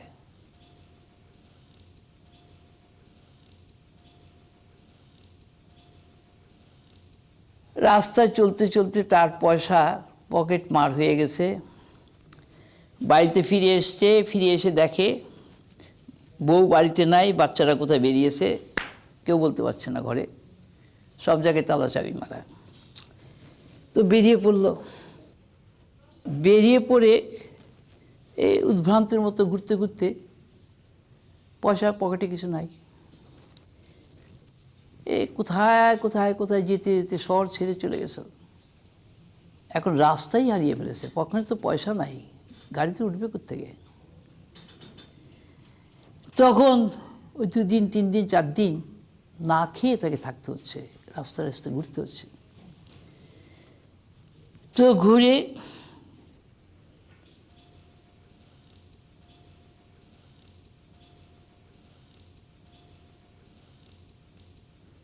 আর চলতে পারছে না। সে কোথায় এসছে, কোনো একটা শহরে তরিতে এসছে, সেখানে তার কলেজ ফ্রেন্ড একজনের সঙ্গে দেখা হয়ে গেছে। সে বলে, আরে এই কি চেহারা করেছিস, তোর কী হয়েছে? কথাও বলতে পারছে না, বড় নির্জীব হয়ে গেছে, দুর্বল হয়ে পড়েছে। কয় বলিস না, অনেক কিছু ঘটনা হয়েছে, অনেক ব্যাপার। কয় কি, ঠিক আছে পরে চল চল চল চল। কি কয়, মানে 5-6 দিন কিছুই খাইনি। সে কি, খুব সুখী ছিল সে, ভালো মন্দ খেতে ভালোবাসতো, খেত। তার এই অবস্থা দেখেও অবাক হয়ে চল চল চল চল। ওকে তাড়াতাড়ি করে গাড়িতে তুলে নিয়ে বাড়িতে নিয়ে গেল। নিয়ে যেয়ে তো স্ত্রীকে বলে, দেখো সে কি আমার সেই কত বছর পরে, আজকে এই 16 বছর পরে এই একসঙ্গে পড়াশোনা করেছি সেই বন্ধুর সঙ্গে দেখো, সে কি, যা তুই যা, তুই বাথরুমে যা, তুই স্নান করে যা, এই যা জামা কাপড় পর, নিয়ে স্নান কর, বুকে শিগগির ওর জন্য খাবার দাও। তো খেয়ে দিয়ে এসছে, জামা কাপড় পরে টরে এসছে, খেয়েছে, খেয়ে যা তুই আগে বিশ্রাম করে নি, তারপরে তোর সঙ্গে কথা হবে। ঘুমিয়ে পড়লো। ঘুমিয়ে পড়লো তো সে স্বপ্ন দেখছে যে পরীক্ষা দিচ্ছে। তো পরীক্ষা দিচ্ছে, সে লিখতে গিয়ে কিছু পারছে কিছু পারছে না। তোর পাশের ছেলে, এই ভাই এটা একটু বলে দে না, একটু বল না, তুই একটু বল না, যা বলে আর কি। তো ইনভিজিলেটাররা 3বার ধমক দিয়েছে। তারপরে ওর কাছ থেকে একটা চোথা বাহাতে টেনে নিল, নিয়ে এসে চোথা দিয়ে দেখে যে পরীক্ষার খাতাটা যখন সাবমিট করতে যাবে তখন থেকে খাতাটা টানে, ওই তাড়াতাড়ি সময় হয়ে গেছে, ইনভিজিলেটর খাতা টেনে দেয় তো, ছিঁড়ে গেছে, খাতা দেবে না, ছিঁড়ে। এখন খাতা তো সেরা খাতা তো নেবে না, মাথায় হাত দিয়ে বসে পড়েছে। সবাই চলে গেছে, একটি ছেলে, সেও পরীক্ষা দিচ্ছিল, সে কাছে এসে বলেছে, ভাই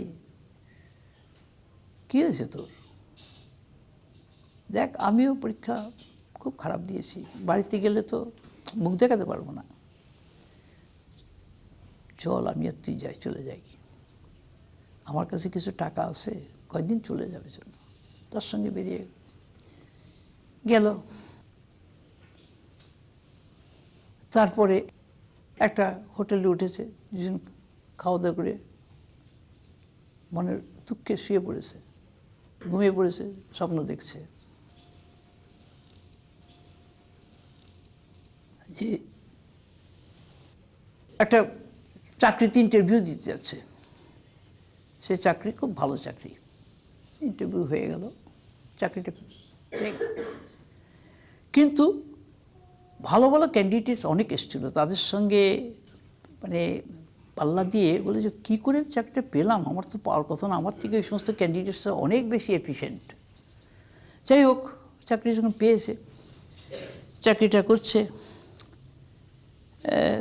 ভালো একটা ফ্ল্যাট নিয়েছে, সেখানে থাকে। তারপরে সেই অফিসেরই একজন বড় অফিসার, সে দেখলো যে ছেলেটা বেশ ইয়াং ম্যান, ভালো, নাম জিজ্ঞেস করেছে, সে তার নাম বলেছে। আমি কিন্তু এখানে এক্স নাম দিয়ে বলেছি তাকে। সে বলছে, চলো আমার বাড়িতে আজকে তুমি ডিনার করবে আমাদের সঙ্গে। ডিনার করবো, হ্যাঁ চলো না, ইয়াং ম্যান তুমি কি, চলো, আমি ইয়াং ম্যানদের বড় ভালোবাসি। গেল, যে দেখে যে তার একমাত্র মেয়ে, তার সঙ্গে আলাপ করে দিল, আর কিছুই না, যাই হোক, তার সঙ্গে ভাব হয়ে গেল, বিয়ে হয়ে গেল, বাস সেখানে আছে।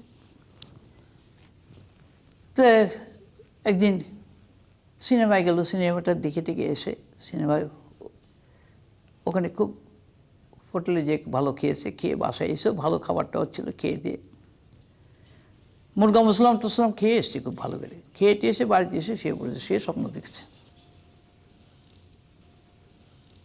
সে স্বপ্ন দেখছে যে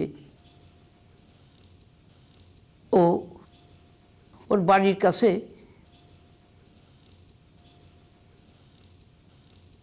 কতগুলো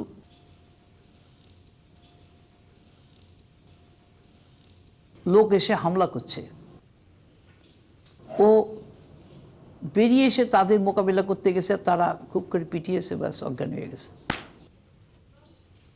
অজ্ঞান হয়ে গেছে। তারপরে সেই অজ্ঞানের মধ্যে সেই স্বপ্ন দেখছে যে তাকে হসপিটালাইজ করা হয়েছে। সে হসপিটালাইজ হয়ে সেখানে ডাক্তাররা তার একটা পা কেটে দিয়েছে, একটা হাত কেটে দিয়েছে। তারপরে যাই হোক চিকিৎসা হচ্ছে, মনে খুব দুঃখ। হসপিটাল থেকে বেরিয়ে এসছে, কি করবে? তো একজন সহৃদয় ব্যক্তি ধর্মকর্ম করে, তিনি এইরকম একদিন রাস্তাকে দেখে বলে যে তোমার তো সত্যি খুব কষ্ট, একটা হাত নাই, একটা পা নাই।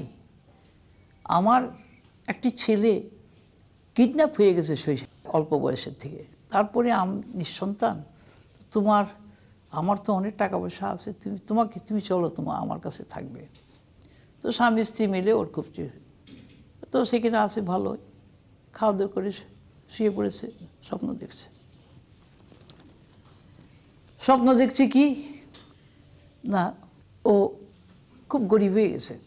গরিব হয়ে গেছে, অন্ন জোটে না। তো একদিন দেখছে এক বাড়িতে কোনো একটা বিয়ে কি কোনো একটা উৎসব হচ্ছে, খুব ধুমধাম, বাজনা টাজনা বাজছে, বহু লোকজন যাচ্ছে। তো ভাবলো যে আমি এদের মধ্যে যদি আমিও ঢুকে যাই, তাহলে আমিও তো নিমন্ত্রণ খেতে পারবো, ভালো মন্দ একটু অনেকদিন কিছু খাই না। বেচারি গেল। তো যাই হোক, মানে খেয়েছে ঠিকই। তারপরে বাড়ির লোকেরা বলছে এই লোকটাকে তো আমরা কেউ চিনতে পারলাম না, খেয়ে কোত্থেকে এসছে, তবে জিজ্ঞেস করছে। বলছে হ্যাঁ আমি অমুকের অমুক, অমুকের অমুক। ও আচ্ছা ঠিক আছে। খেয়ে টেয়ে তো এসছে, এসে যে ভালো মন্দ তো খেলাম, তখন ঘুম পাচ্ছে, গাছের নিচে ঘুমিয়ে পড়েছে। দেখছে এক স্বপ্ন দেখছে।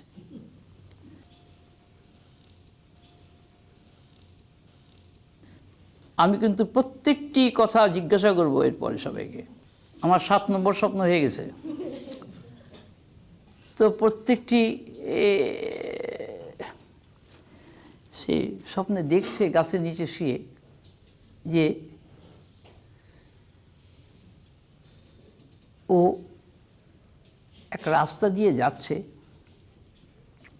সেখানে কিছু লোক কাদের জন্য খুঁজছে। তো দূরের থেকে দেখছে, আস্তে আস্তে আস্তে আস্তে দিকে ওর কাছে যে এসছে, আরে একে দিয়ে হবে, ধর ধর ধর, একে ধর ধর। বললে কি আমি কে? তখন কিন্তু ভাবতে পারছে না যে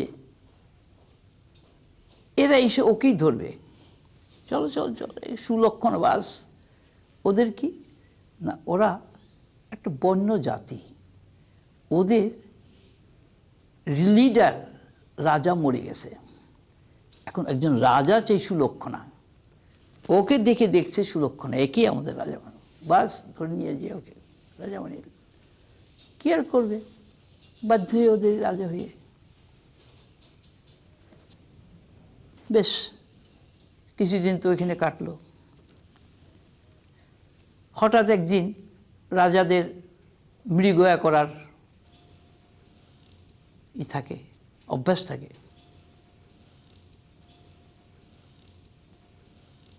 তো রাজা ঘুমিয়ে পড়েছে, স্বপ্ন দেখছে সে মৃগয়া করতে গেছে। মৃগয়া করতে গেছে, সে মৃগয়া করতে গিয়ে রাস্তা ফাস্তা সব হারিয়ে ফেলেছে, ব্যাস বনের মধ্যে। 5-6 দিন অন্ন জল শূন্য।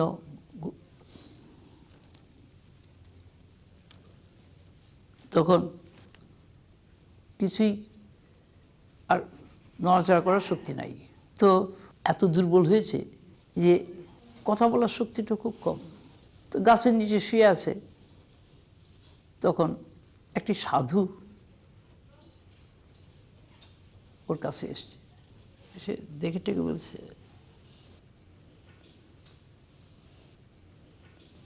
চলবে একে দিয়ে, ওকে চেলা বানাবে আর কি। তো বলছে, তুই তো অনেক কষ্ট পেয়েছিস, তো ও কথা বলতে পারছে না, পেটটা দেখাচ্ছে, আর ও তোর খিদে পেয়েছে, খাসনি? আচ্ছা ঠিক আছে। তো ঝোলার থেকে সে ফল মিষ্টি ওর কাছে যাচ্ছিল, যে তুই খা, খেয়ে নিয়ে ওকে স্নান করে আয়। একটা ঝর্ণার জলে স্নান করতে বললো, স্নান করে আসলো।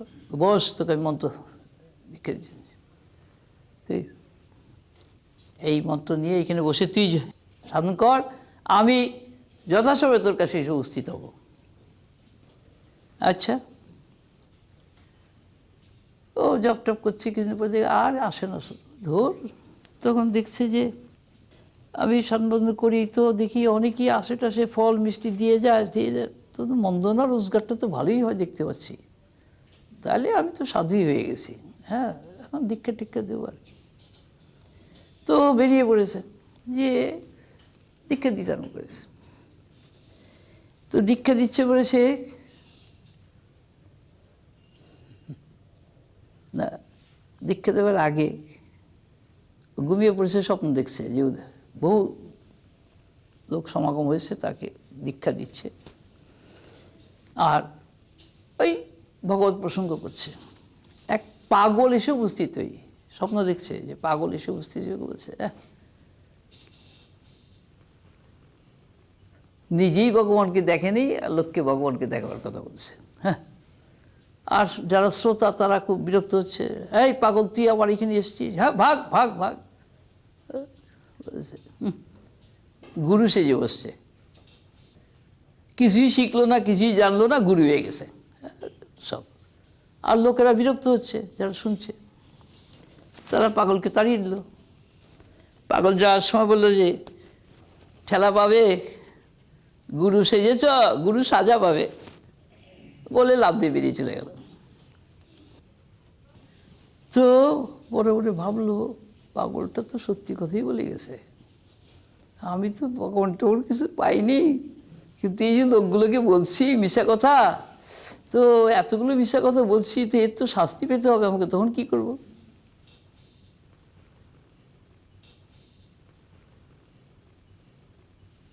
তো সাধু বেশি ঘুরে বেড়াচ্ছে, এক গাছের নিচে শুয়ে আছে, তার কোমরে ব্যথা, হাতে পায়ে ব্যথা, ঘুমিয়ে পড়েছে, এক স্বপ্ন দেখছে। এইবার স্বপ্ন দেখছে যে বিরাট এক জ্যোতির্ময় পুরুষ আকাশ দিয়ে যাচ্ছে। তো ভাবলো যে এর পিছু পিছু যেতে পারে, দেখলে কোথায় থাকে, তাহলে এর কাছে আমি দীক্ষা নিয়ে নেব। তো সে ওই স্বপ্নের মধ্যেই ছুটছে, যাচ্ছে, যেতে যেতে খেয়াল নাই যে একটা মস্ত খাদ কাঁধের মধ্যে পড়ে গেছে। তখন তার স্বপ্ন, বলে এ কি, খাদের মধ্যে আমি পড়ে গেছি, উঠবো কী করে? তখন লতা ধরে উঠতে গেছে, লতা ধরে উঠে যখন কিনা কিছু দূর উপরে এসছে, তখন লতা না, ওইটা একটা সাপ। তখন ভয়েতে ওটা ফেলে দিয়ে যখন কিনা আরেকটা পাশে যাচ্ছে, দেখে ওইদিকে একটা বাঘ ওইদিকে তাকিয়ে আছে, ওকে ধরবে। কি এখন কি করি? তারপরে সে ভাবলো যে এখন এটার থেকে যদি ওই পারে চলে যেতে পারি, তাহলে বাঘটা যেতে পারবে না। তো একটা গাছের ডাল ধরে ঝুলে, এখন ঝুলে যে এরকমভাবে তারপরে ওইদিকে যাবে, সাহস পাচ্ছে না। তখন দেখে গাছের গুড়িতে দুটা ইঁদুর ওই গাছটাকে কেটে কেটে কেটে প্রায় শেষ করে নিয়ে এসছে। হ্যাঁ, অল্প একটু আছে, গাছটা পড়ে যাবে। তখন দেখে যে ওখানে আঙ্গুর ঝুলে আছে থোবা থোবা। তখন জীবন তো এমনিও গেছে অমনিও গেছে, তো খিদেও পেয়েছে, আঙ্গুর ধরে ধরে খাচ্ছে। খুব টক খেতে আছে, ওটা খেতে খেতে ওর ঘুমটা ভেঙে গেল। দেখে ও সেই এক্স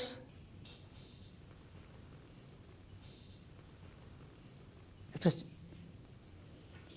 চাটাইয়ের মধ্যে শুয়ে আছে। এর মধ্যে কোনটা সত্য? 10টা স্বপ্ন সেরে গেছে।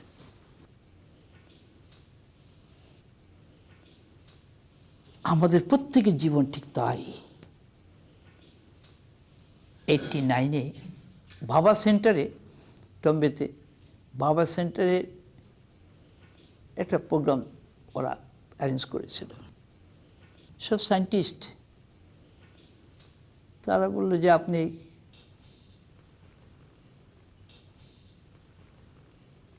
আপনার রিয়েলিশনটাকে সায়েন্টিফিক টার্মস দিয়ে আমাদের সামনে বলুন, রিলিজিয়াস টার্মস দিয়ে বলবেন না, আমরা কিছু বুঝবো না। তো যাই হোক, সেইখানে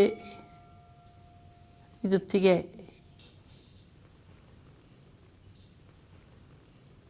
আমার কতগুলো কথা এসেছিল। আমার টাইম দিয়েছিল ওরা 1.5 ঘন্টা। 3 ঘন্টা হয়ে যাচ্ছে, হল ভর্তি লোক, ওরা যাবে, অনেকেই সাইকেলিং করে অনেক দূর দূর থেকে আসে, ডেলি প্যাসেঞ্জার। রাত হয়ে গেছে, তারা ফিরবে, কেউ উঠতে পারছে না। তো বললাম যে আমার খুব ভুল হয়ে গেছে, আমার ঘড়িটা তো দেখিনি, আমি কথা বলতে বলতে খেয়াল করিনি, অনেক রাত হয়ে গেছে, এখন তোমরা যাবে অনেক দূরে। কেউ কিন্তু কোনো ভয় ভাবনার কথা কিছু বলবো যে আমরা ঠিক চলে যাব, ঠিক চলে যাব, আটকাবে না। সবাই চলে গেল, যারা লোকাল তারা কিছু রইল, তারপরে চলে আসলো। পরের দিন দেখি বেলা 2টোর সময় ওই সমস্ত সায়েন্টিস্টরা সবাই এসেছে, প্রায় 9 জন। তাদের থেকে তারা এই 7 দিন ছিলাম, 9 দিন ছিলাম, 9 দিনই ডেইলি 2টোর থেকে রাত্রি 9টা পর্যন্ত তারা তাদের কাছে কথা প্রসঙ্গে তারা অনেক সায়েন্সের বইটই নিয়ে এটি এসেছিল, philosophy and physics, philosophy and religion and mathematics, এরকম সমস্ত ভালো ভালো সমস্ত বই। তারপরে দেখো, একটা মূর্খ মানুষ আমার কাছে এই বই নিয়ে এসছে। আমি তখন কথা প্রসঙ্গে তাদের সামনে তারা বলে যে আপনি এমন কতগুলো জ্ঞানের কথা বললেন যেগুলোর সঙ্গে আমরা যা পড়েছি তার সঙ্গে ঠিক মেলাতে পারছি না। তখনই প্রসঙ্গটা বলা হয়েছিল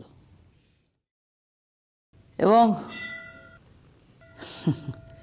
তারা সব চুপচাপ বসে রইল, একটা কথাও কেউ বললো না। তো রাত হয়ে গেছে, ফিরতে তো হবে। তোমরা কি আজকে এখানে থেকে যাবে? থাকলে কিন্তু জায়গা দিতে পারবো না, এই হল ঘরেই তোমাদের থাকতে হবে, কেন জায়গা নেই ঘরে। ওখানে 2টা মাত্র রুম যেখানে গেছি আমি, তার সত্ত্বেও আমাদের সঙ্গে রয়েছে প্রায় 9 জন 10 জন লোক। এইখানেই থাকো, রাতে খাওয়া দাওয়ার ব্যবস্থা একটা হয়ে যাবে। না না, আমরা ফিরে চলে যাব। তাও তাদের খাওয়ার ব্যবস্থা করা হয়েছিল, তারা চলে গেল সবাই। পরের দিন আমি কলকাতায় চলে আসি। ওরা অনেকেই এসেছিল বিটি স্টেশনে, রেলের অফিসার অনেকে এসেছিল, কারণ রেলের রিক্রিয়েশন ক্লাবে তো একটা এরকম ভাষণের দেখছিল। তো এই প্রসঙ্গটা নিয়ে ওরা অনেকেই অনেক কিছু বলে যে আমরা জ্ঞানের অনেক বই পড়েছি, কিন্তু আপনি এই একটা কথা দিয়ে আমাদের এমন করে দিলেন যে এরপর আর কোনটা সত্য বলবো? বলো একটা সত্য, কোনটা সত্য?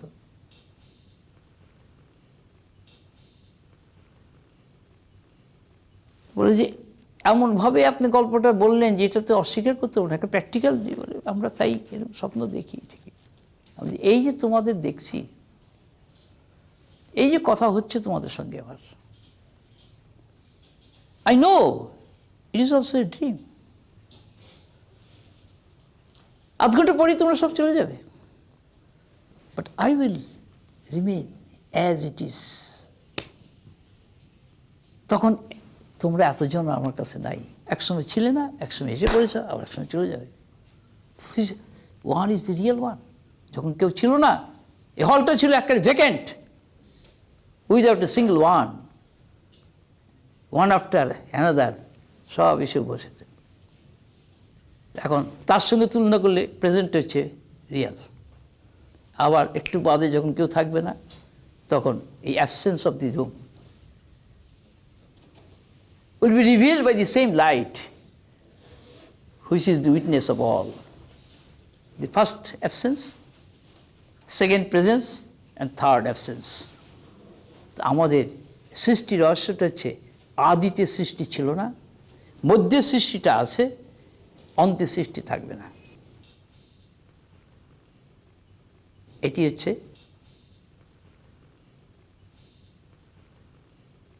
আদি অব্যক্তানি ব্যক্ত মধ্যানি ভারত অব্যক্ত নিধানি তত্র কা সচোতি। অর্জুনকে বলা হচ্ছে আদিতে কিছুই ছিল না, মধ্যে ব্যক্ত, অন্তে অব্যক্ত, এই সব নিধন হয়ে যাবে, কেউই থাকবে না। কোনটা সত্য অর্জুন? অর্জুন আর জবাব দিতে পারছে না। তুমি ছিলে না, হঠাৎ জন্মেছ, লালিত পালিত হয়েছ, তারপরে সংসার করছ, যখন সময় হয়ে যাবে চলে যাবে। পরে যারা পরে থাকবে তারা কান্নাকাটি করবে। কোথায় তুমি থেকে এসেছিলে, আবার কোথায় চলে গেছ, কেউ জানে না।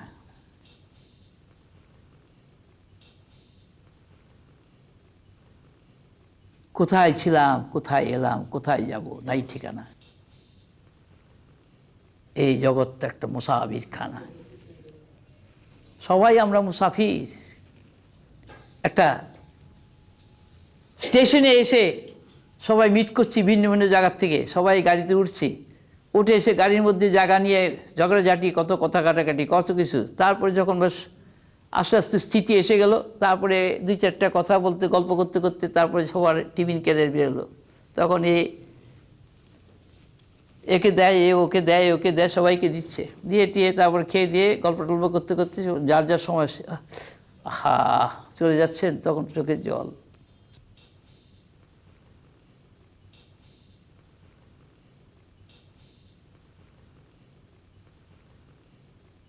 কি খেলা খেলতে এসে ভবে, কি খেলা খেলিছ সবে, কি খেলা খেলতে এসে ভবে, কি খেলা খেলিছ সবে, জানো না তার আদি অন্ত, মধ্য নিয়ে সবই আছো মেতে, কি খেলা খেলিছ সবে। বলো, এই যে আমার বোধ নিয়ে আমি খেলে বেড়াচ্ছে সংসারে, কতক্ষণ সে আমার বোধটা থাকছে? কেন চিরকালের জন্য থাকছে না? না থাকার কারণ কি? কে ভাবছে? যারা ভাবছে তারা কি দিয়ে ভাবতে পারছে? এও তোমাদের মতো মানুষ, সুখে দুঃখে গড়া জীবন, কিন্তু এর কাছে একটা রহস্য সত্য উদ্ঘাটিত হয়েছে, যে সত্যটা 100% অরিজিনাল, এবং প্রত্যেকের ক্ষেত্রেই এটা প্রযোজ্য। আমি সেই জন্যে আমি বিজ্ঞানটা তোমাদের কাছে রেখেছি। আমার বিজ্ঞান সম্বন্ধে সবাই সচেতন টু সাম এক্সটেন্ট। পৃথিবীর যে কোনো প্রান্তে যাও, যে কোনো দেশের লোকের কাছে যাও, আমার সম্বন্ধে অর্থাৎ মাইন্ড সম্বন্ধে অনেক ইনফরমেশন দিতে পারবে। But the witness of all, not the enjoyer, experiencer and the doer, but the witness. প্রত্যেকের মধ্যে যে একটা উইটনেস পার্ট আছে, যেটা কিন্তু আনঅ্যাটাচড, unalloyed, unmixed,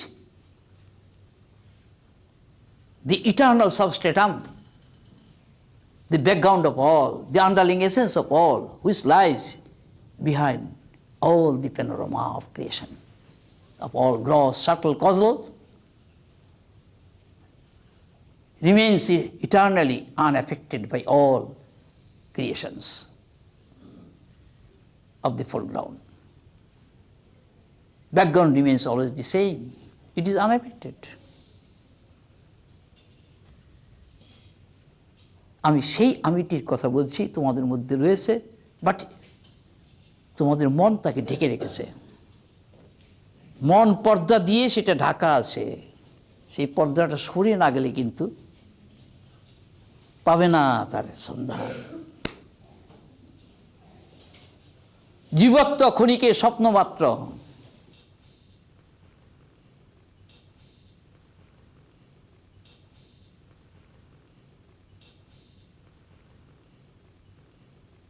এখন প্রসঙ্গগুলো তোমাদের সামনে, কালকে বলেছিলাম যে আমি একটা স্বপ্নের প্রসঙ্গ রাখব। এই স্বপ্নের প্রসঙ্গটা নিয়ে তোমরা নিশ্চয়ই একটু ভেবে দেখবে, কিন্তু অনেকেই ভাববে না। তারা ইট ড্রিঙ্ক বি মেরি দলের লোক, মজা লুটছে। কিন্তু যখন ঠিক অপোজিট নেচারটা এসে তাকে গ্রাস করবে, তখন কিন্তু আমরা কারণকে জানি না বলে কার্যের দ্বারা সবসময় আক্রান্ত হচ্ছি, কার্যের চক্রের মধ্যে ঘুরে বেড়াচ্ছি। কিন্তু action without cause is not possible, but when you reach the cause state, no action can touch you. কেননা কার্য কখন কারণকে অতিক্রম করতে পারে না। আসল সায়েন্টিস্ট সেই who is possessed by the sense of universal causation. আমি এই মেটেরিয়াল সায়েন্টিস্টদের সায়েন্টিস্ট বলছি না, কারণ এরা তো লিমিটেড কতগুলো জিনিস না মাতামাতি করছে আর ধ্বংসের কারণ সৃষ্টি করছে, নিজেরাই হাই হাই করছে। যেই বিজ্ঞানের দ্বারা সমস্ত অজ্ঞান, দ্বৈত, বৈচিত্র্য, সমস্ত কিছু মনের স্তর অতিক্রম করে সেই নিত্য অদ্বৈতে প্রতিষ্ঠা লাভ করা যায়, আমি সেই বিজ্ঞানের কথা বলছি।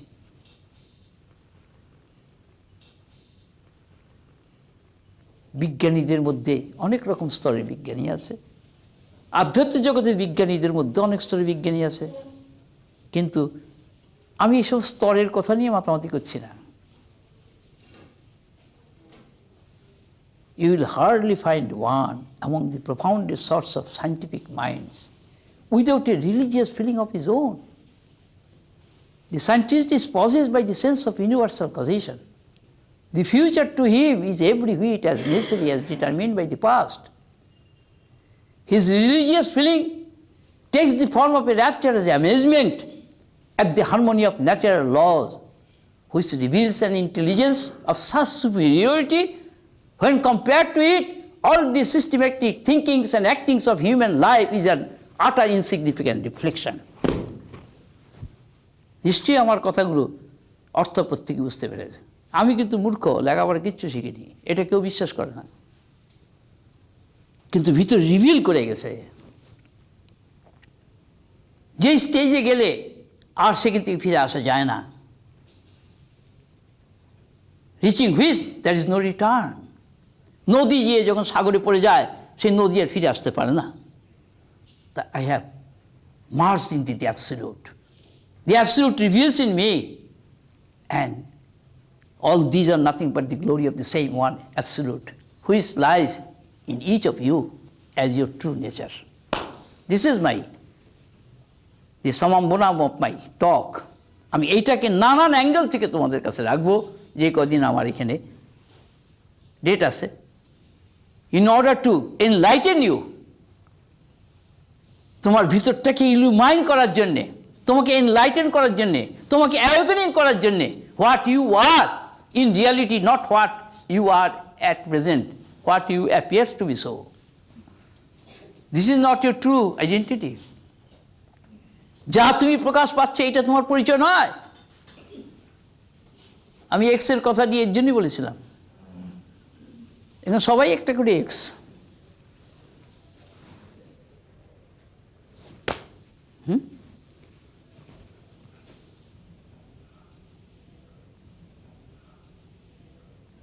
কিন্তু ভেরি ডিফিকাল্ট, ভেরি ডিফিকাল্ট।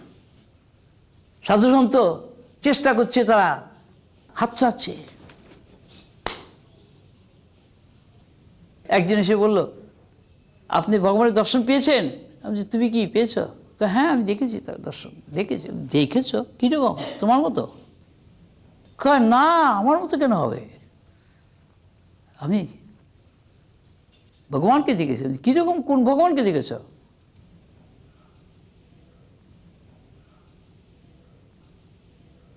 আমি কৃষ্ণকে দেখেছি। আমি কী বেশে? রাখাল বেশে। আচ্ছা, তাহলে তুমি মুসলমানের ভগবানকে দেখো নাই, খ্রিশ্চানের ভগবানকে দেখো নাই, তুমি পার্সিদের ভগবানকে দেখো নাই, তুমি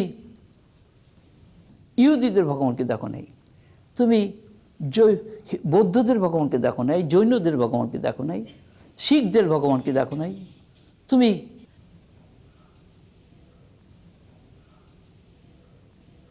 শাক্তদের ভগবানকে দেখো নাই, রামায়তের ভগবানকে দেখো নাই, শৈবাতের ভগবানকে দেখো নাই, তুমি যোগীদের ভগবানকে দেখো নাই, তুমি জ্ঞানীদের ভগবানকে দেখো নাই, কর্মীর ভগবানকে দেখো নাই। হ্যাঁ, তো তুমি কোন ভগবানকে দেখেছ? তো কৃষ্ণের। আরে কৃষ্ণের ভগবান ওইটাই কি ভগবানের একমাত্র রূপ? Is it the only? Can you prove it? তুমি তার একটা ঝলকের দর্শন পেয়েছ।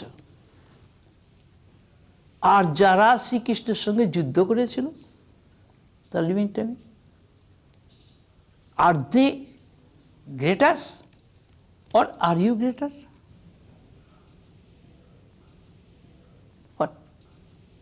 হ্যাঁ, আপনি জ্ঞানবাদী মানুষ হলে। আমি কোনো বাদী না, আমি কোনো কিছু না, সব বাদ। আমি আই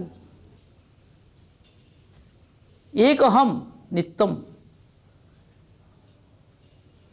এই এক কখনো পাল্টাবে না। এই এককে বাদ দিয়ে পৃথিবীর কোনো দেশের মানুষের ক্ষমতা নাই নিজেকে প্রকাশ করতে পারে।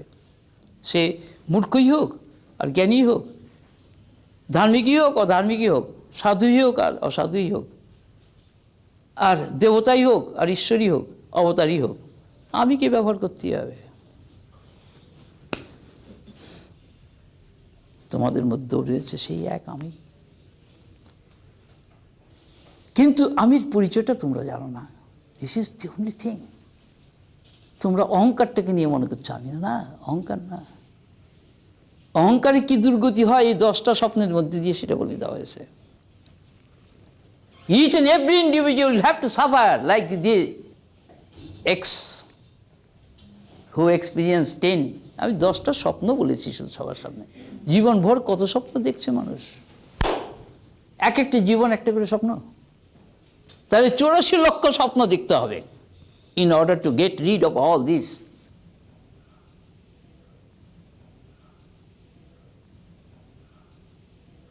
আমি ভয় দেখাচ্ছি না তোমাদের, আমি তোমাদের আমিটাকে বারবার পয়েন্ট আউট করছি। Don't forget that you are the same I which is the witness of all. Duality, relativity, manyness, because it is the eternal substratum of all, the background of all, the underlying essence of all. একটা ছবি আঁকতে গেলে একটা background চাই, canvas হোক, paper হোক, একটা ওয়াল হোক। তুমি কত রকম কিছু দেখাচ্ছ, বিরাট একটা অয়েল পেন্টিং, ওয়াল জোড়া, তাতে পাহাড়, আকাশ পাহাড়, তারপরে ঝর্ণা, নদী, হ্রদ, সাগর, গ্রাম, শহর, কত রকম কিছু, কল কারখানা হতে মানুষ, পশু, পাখি, কীট পতঙ্গ, সব কিছু দেখাচ্ছ, একটা বিরাট পেন্টিং, ওয়াল পেন্টিং।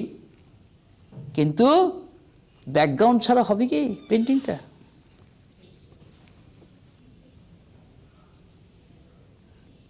আমি সেই ব্যাকগ্রাউন্ড রূপে তোমার যে পরিচয় সেটি বললাম, কিন্তু হালটু ফালটু কথা দিয়ে যখন তখন এই ব্যাকগ্রাউন্ডের কথা বললে নিজেকে ফাঁকি দিলে কিন্তু ডিগবাজি খেয়ে যাবে। নিজের পরিচয়টা যে ব্যাকগ্রাউন্ড, তুমি কারো মাও না, কারো বাবাও না, কারো বোনও না, কারো কন্যাও না, কারো বউও না, কারো কেউ না, তুমি you are the real I, the substratum, that is pure consciousness with which no designation is possible, no categorical function is possible, no life function is possible. এইটি তোমাদের সামনে আমার বক্তব্য বারবার রাখছি আমি। কেন? যদি তোমার মন এটি ধরে, আর না ধরলে তো বাস ঠিক আছে, যে ভগবান ধরা যায় না। আর ভগবান যে তোমার মধ্যে বসে খেলছে, যে তুমি ভগবান ছাড়া যে তোমার কোনো অস্তিত্বই নাই, can you acknowledge it? Without acknowledgement can you, how can you recognise it? And without recognition how can you realise it? Tell me. তোমরা তো লেখাপড়া শিখেছো, BA পাস করেছো, আমি তো এ পাসও না ও পাসও না, কিন্তু আমি which is the essence of all. That is why I am not to learn anything, because I am the essence. That essence can be realised but cannot be explained. কীভাবে realise করবে? তুমি সেই essence, you are really that essence, you are not so and so, so and so, so and so. কিন্তু কীভাবে অভ্যাস হয়ে গেছে, আমি অমুকচন্ড অমুক, অমুকচন্ড অমুক, এগুলো আমরা পরিচয় দিই। তারপরে তো কত লিয়েজ আর কত টিকি বাড়াই আমরা, টাইটেলের তো অন্তই নেই। হায় হায় হায়, হ্যাঁ, ওই একটা ধরে কেউ টান দিলেই আপনি ফস করে উঠলো, হ্যাঁ কী বাবা লাগলো প্রেস্টিজে।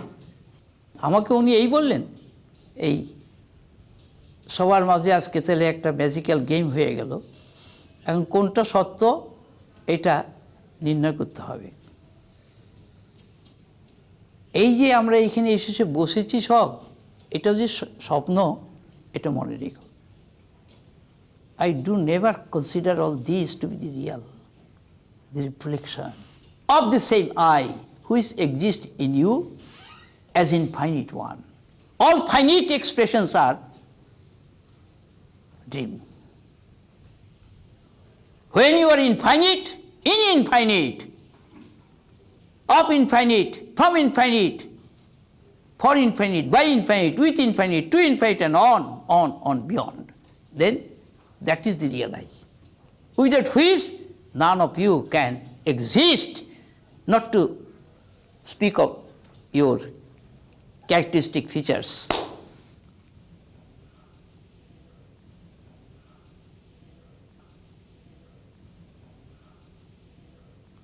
কি আছে পরিমাণ করবার আমাদের যন্ত্র? পরস্পরের সঙ্গে ভেদটা দেখা ছাড়া আর কিছু দেখবার যন্ত্র আছে আমাদের?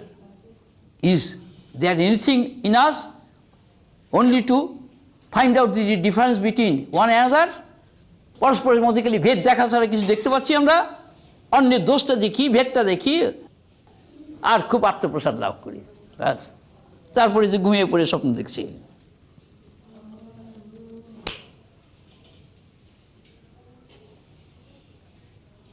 কাজী হৃদয়পুরে বসে কে এই সোনার কাঠি আর রূপার কাঠি নাচছে গো, হ্যাঁ, জীবন ভরে, আর আমরা তোবা তোবা করছি। এই সোনার কাঠি রূপার কাঠি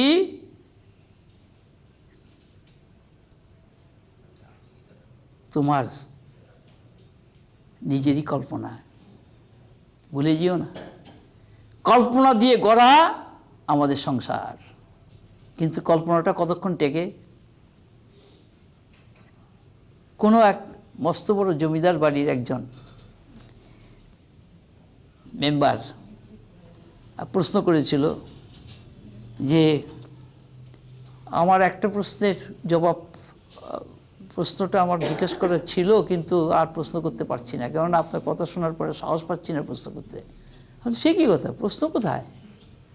হ্যাঁ, আমাদের বিরাট জমিদার পরিবার, কিন্তু সে সারখার হয়ে গেল কেন? তুমি এতক্ষণ কি শুনলে তাহলে কথাটা? যা সৃষ্টি হয়েছে তা ধ্বংস হতেই হবে, আর যা সৃষ্টি হয়নি তার ধ্বংস নাই। তোমার রিয়েল আই সৃষ্টি হয় না, অহংকারটা সৃষ্টি হয়, অহংকার নাশ হবে। অহংকারের বিকার আছে, অহংকার দেহ নিয়ে বাস করে, কাজে দেহে সুখ দুঃখ জরা ব্যাধি তাকে ভেজ করতেই হবে। একটা ছোট শিশু এসেছিলে, এখন বয়স হয়ে গেছে সবারই, এখন অনেকেই আর একা একা চলতে পারে না। কিন্তু এইটা তো তুমি এইভাবে তো তুমি আসোনি, তুমি তো এসেছিলে খুব ছোট্ট একটা শিশু হয়ে। হ্যাঁ, আমরা সবাই তাই। This is one aspect of our life, but this is not all Real. It is just like a dream experience. যে আমি জন্মই হয় নাই, সেই আমি আবার বৃদ্ধ কী করে হবে? এই 10টা স্বপ্নের মধ্যে আমার বক্তব্যের সার কথা বেশ কিছুটা সুন্দরভাবে দেওয়া আছে। আমি কালকে এর পরের চ্যাপ্টারটা ওপেন করব। দেখো তোমাদের নিজেকে খুঁজে পাও কি না, আর না পেলে